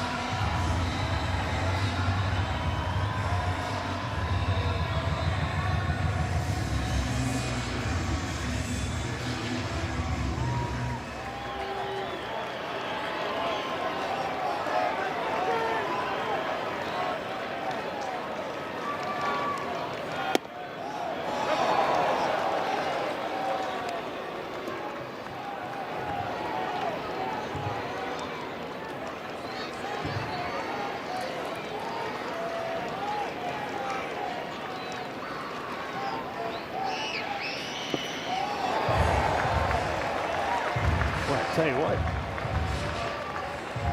Sabrowski, 7 out of 8 out of the zone. I don't think we've ever seen him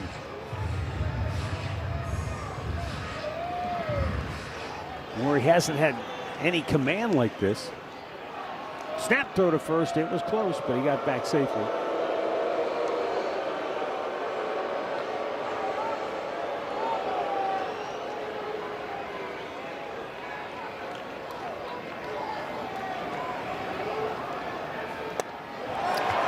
Well, he's walked the first 2. And Carl Willis has to get up out of his seat and go work his magic. Well, he's going to go up against one tough customer here in Riley Green.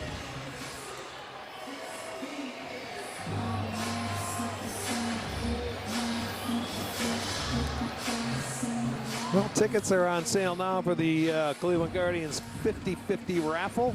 One lucky winner will take home half the prize. The other half will benefit Cleveland Guardians charities. And this raffle will run through May 31st. And you can get your tickets at CLEGuardians5050.com. Once again, it'll run through the end of the month. This is the 4th time in 8 days that Sabrowski has pitched. But that's not necessarily unusual, given that this is game 51, and this is Sabrowski's 25th appearance on the year.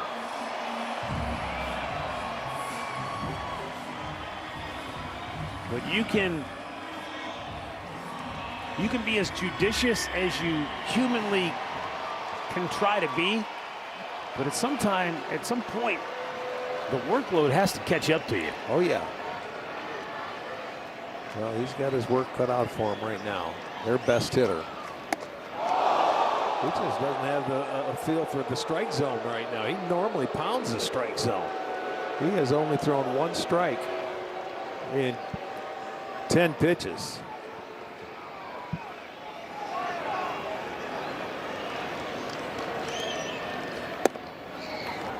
He lands a slider for a strike.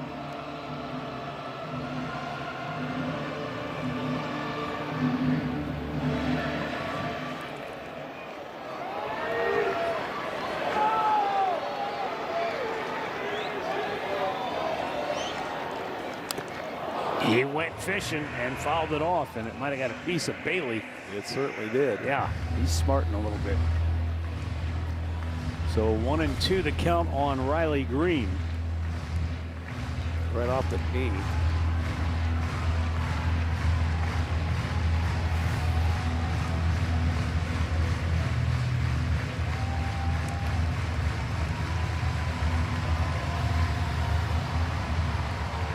Infielders on their toes looking for a ground ball.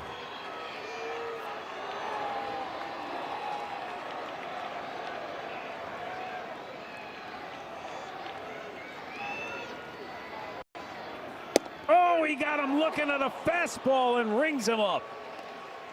1 down here in the 9th. Boy, he locked him up with a fastball. Green obviously looking for that slider. And he was looking to probably take it the other way, but he got a fastball, and my goodness. Well, we're going to have a timeout for a pitching change with 2 on and 1 out in the bottom of the 9th in a tie game.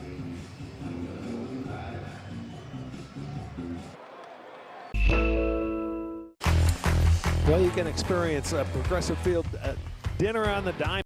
That'll take place Wednesday, June 3rd, and guests will enjoy a curated dinner on the warning track while watching the Guardians-Yankees game broadcast live on the scoreboard.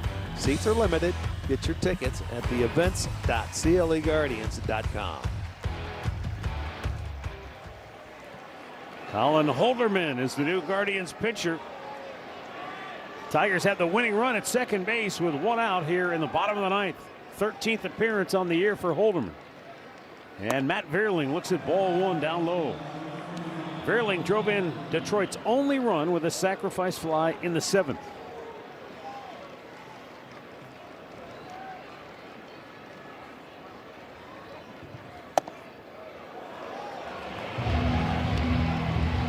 And it's 2-0.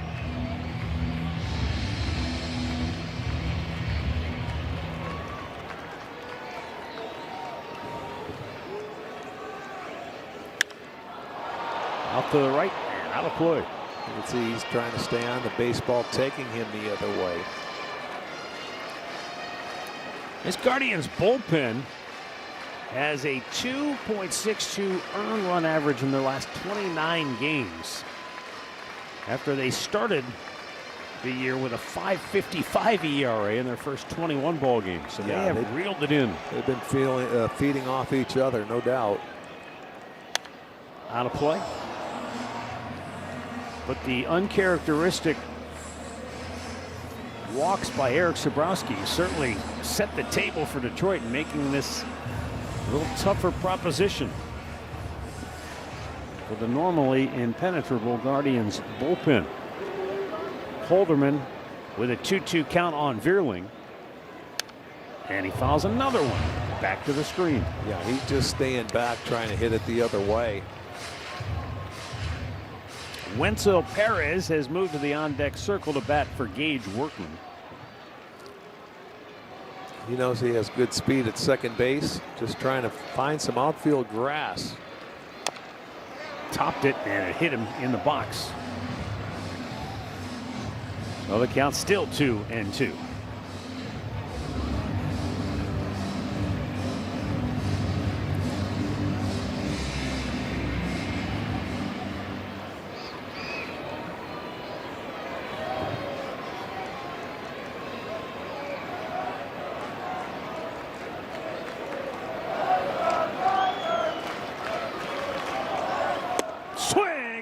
And Holderman strikes him out, 2 down. I like that pitch, boy. He ran that little two-seamer down and in on him because he sees he's trying to throw it that way. You get some sinking action. He gets the swing over the top, and there's a good movement on that two-seam fastball right there. So he gets the second out. One more to go. Gage Workman was 0 for 3 on the night. Wenzel Perez pinch hitting.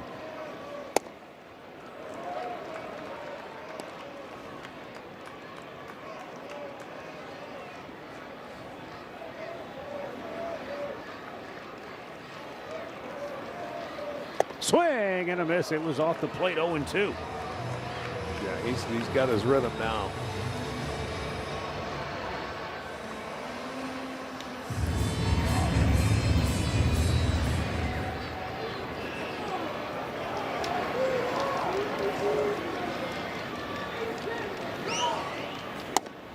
Tried to paint it and just missed the outside corner. It's all right. He was ahead in the count, 0-2. Tried to make a perfect pitch, and it was just off the dish, just a little bit.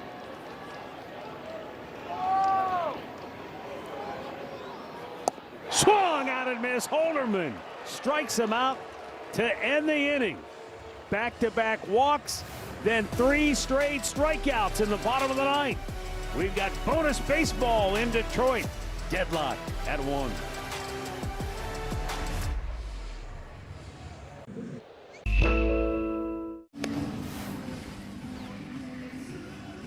Tell you what, Colin Holderman, did he pick up his boys or what? Yes, he did. He's been doing an outstanding job, and he certainly did.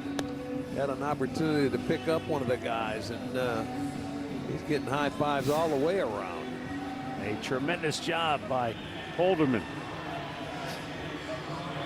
And now we go to extra innings, so this is where the base runner is put at second base. That'll be Brian Rocchio, and you've got the top of the order for Cleveland. Tyler Holton is the new pitcher for the Tigers. Big left-hander. Angel Martinez 0 for 4 tonight, leads it off. Swings and lines it down the left field line, just foul. Oh, he was laying in the weeds and almost pulled one into the corner. This was pretty close. Well, he wasn't going to spot him anything, and he put a good swing on that ball. A couple of feet foul. Holton came in and pitched 2 innings last night. Gave up a hit, a run, and had 2 strikeouts. Missed outside. 1 ball, 1 strike.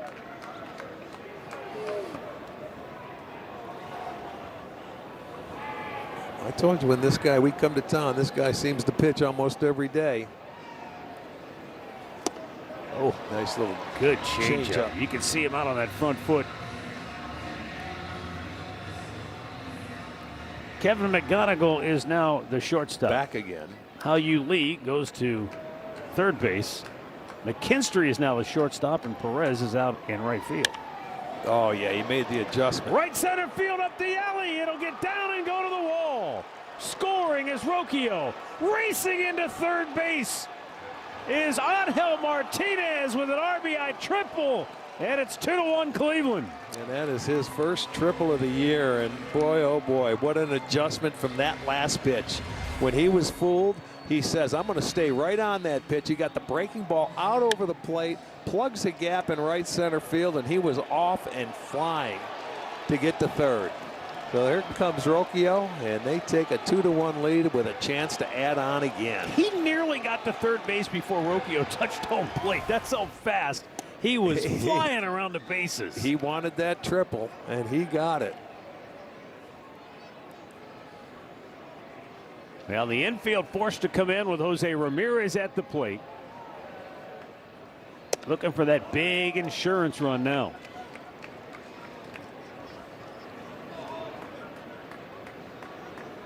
Cade Smith now getting loose in the Cleveland bullpen.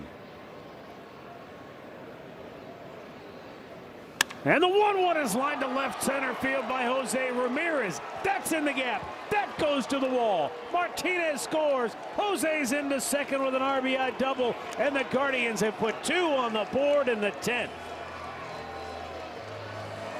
Don't stop there. And that's going to send more than a few folks headed for the exits in Motown. 2 really good at-bats by Martinez and now Ramirez. That one gets to the wall for Jose. That'll be his 11th double. That'll be his 23rd RBI, and that's what you shoot for, boy. 2 runs going into extra innings when you get on the road. Chase DeLauder looks at a breaking ball outside. Chase has 2 hits tonight. He has walked and stolen his first 2 bases. Maury DeLauder.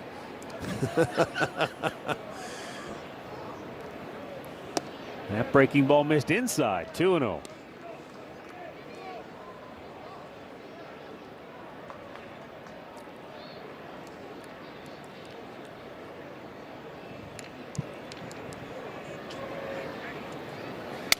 Broke his bat. Fister. And they'll go to third base, and Jose is going to be out. Yeah, that's a mistake on Jose's part. He was waited too long. You had to make it. He wanted to make sure he wasn't going to catch it, but that enabled him to make the throw to third base. You either have to go right out of the gate. He was a little late getting there, and they make the wise play and throw him out at third base. You see where McGonigal, he saw that Jose hesitated, and that's all it took. That's a word you never use with Jose, is hesitate. Nah, right. You know what I mean? He never hesitates. No, but he did Played one time, and that's what happens. I mean, he made a good play to throw him out at third. Matt, where did that get to catcher? Because did it get his wrist? Yeah, okay. Couldn't tell if it was the backswing of Manzardo or the ball, but he took a shot. Yeah, he's not feeling real good.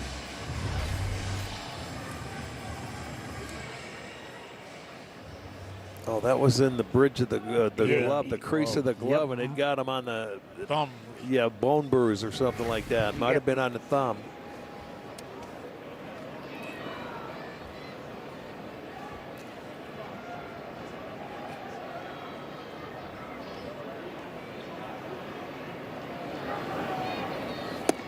Down low. You know, Matt, we thought we were going to see lefties because it was a bullpen game at some point in time from Detroit. I'm guessing they didn't want to bring Holton in when you had to turn both Martinez and Ramirez right-handed after they both had a tough day. No, but here's the one you trust the most when you get a guy on second base with nobody out, because he can get you strikeouts.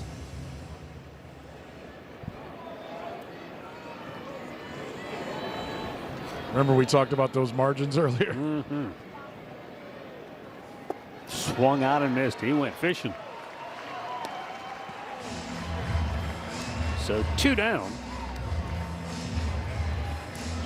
And the batter will be Daniel Schneemann.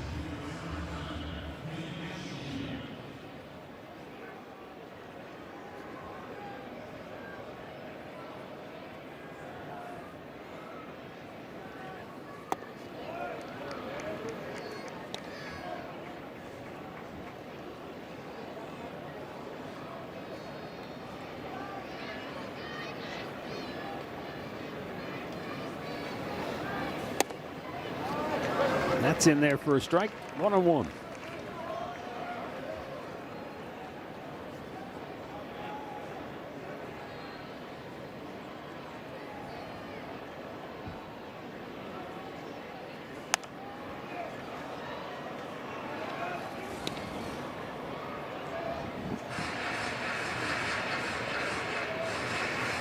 I was thinking about one of our earlier keys to the game, all hands on deck for Detroit. You know, you go into a bullpen game, you have it set up, you've kind of got a plan, a map, and then you have the lead in the bottom of the ninth. It's set up, he had it set up perfectly, it's just Will Vest didn't close the door for him. And so then it literally is all hands on deck now. Now you're in extra innings, you got to do whatever you can do. The Guardians, they come up big, clutch, they score 2. Now it's Cade Smith time in Detroit.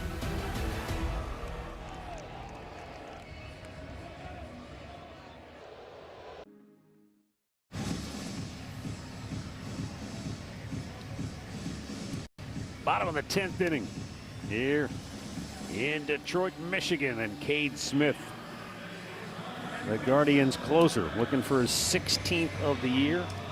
He closed out last night's ball game.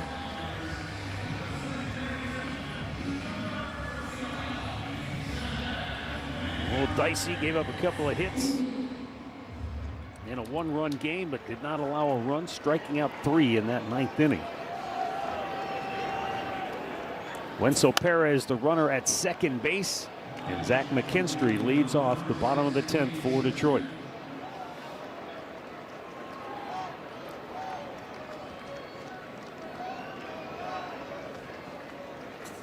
You know, I was thinking about all those kids that were here last night with the shirts off, waving, they're having a great time. Where are they? I was thinking the same thing when I put my 4th layer on. This is not no shirt weather. No. No. Base hit, right field, back come the Tigers. Around third, Perez is going to score, and it's a 1-run game. And they've got the tying run aboard with nobody out.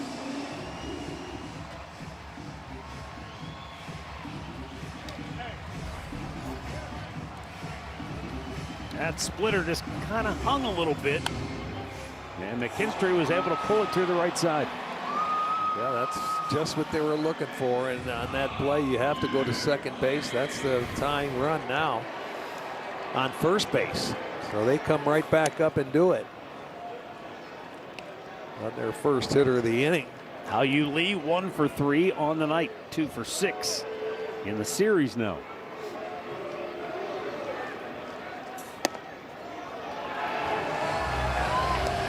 Two and 0.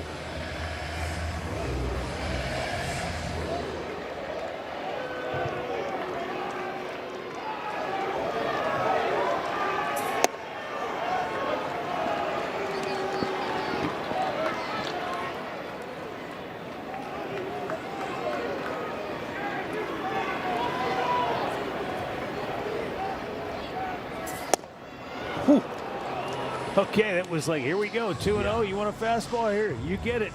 He didn't mess around. He went right after him. Threw it right by him.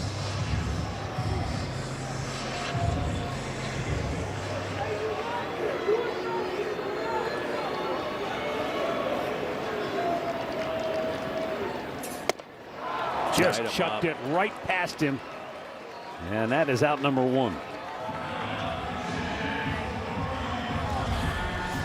Yeah, watch it up and in. He gives him no swinging room whatsoever. And that's a tough pitch to get to.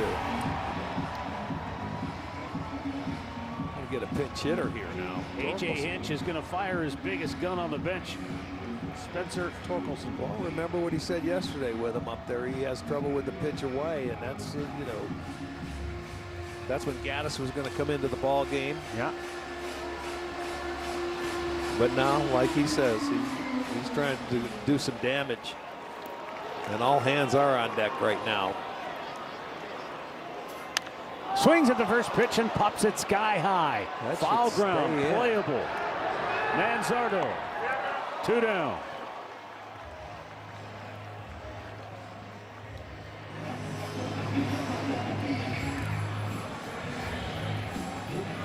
And now Torkelson with a long walk back to the dugout. 0 for 3 on the year as a pinch hitter. Colt Keith is the last hope for Detroit. He is 0 for 4 on the night. Cade Smith fires, and it's in there. Strike one.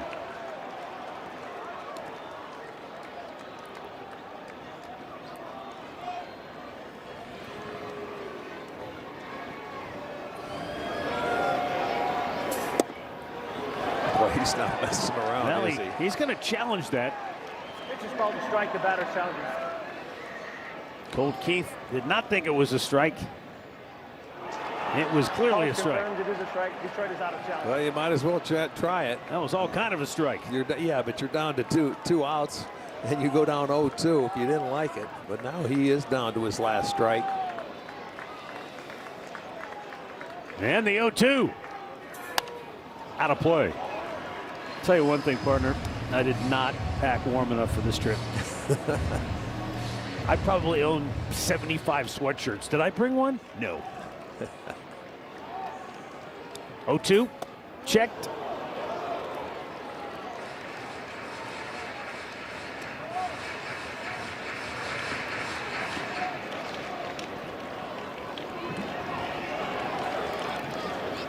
Now the 1-2. Popped him up. Jose calls for it. He says, Rocchio, get out of here. Book it.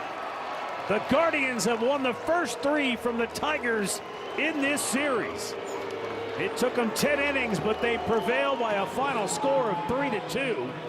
Guardians win for the 11th time in their last 14 games. They go to 29-22 on the year. And the Tigers, their slide continues. They have lost 13 out of 15, and they fall 10 games below 500 at 20-30 on the year. The Guardians win a game in which Tanner Bybee did everything humanly possible to pitch them to a victory. He does not factor in the decision. Colin Holderman gets the win, and he did an incredible job in that 9th inning. But that's a step forward for Tanner Bybee, because you know what? The team won in this game that he started. You got to go back to his very first start of the year since the last time that's happened. He was outstanding tonight. It was nice to get him off the hook. And you know what? They come back and put 2 on the board in extra innings, and they come back and they slam the door, and it's another 1-run ball game. Well, 3-2 is the final. A chance to sweep this 4-gamer now tomorrow afternoon in the series finale. Come on back and celebrate a Guardians win with Guardians postgame next.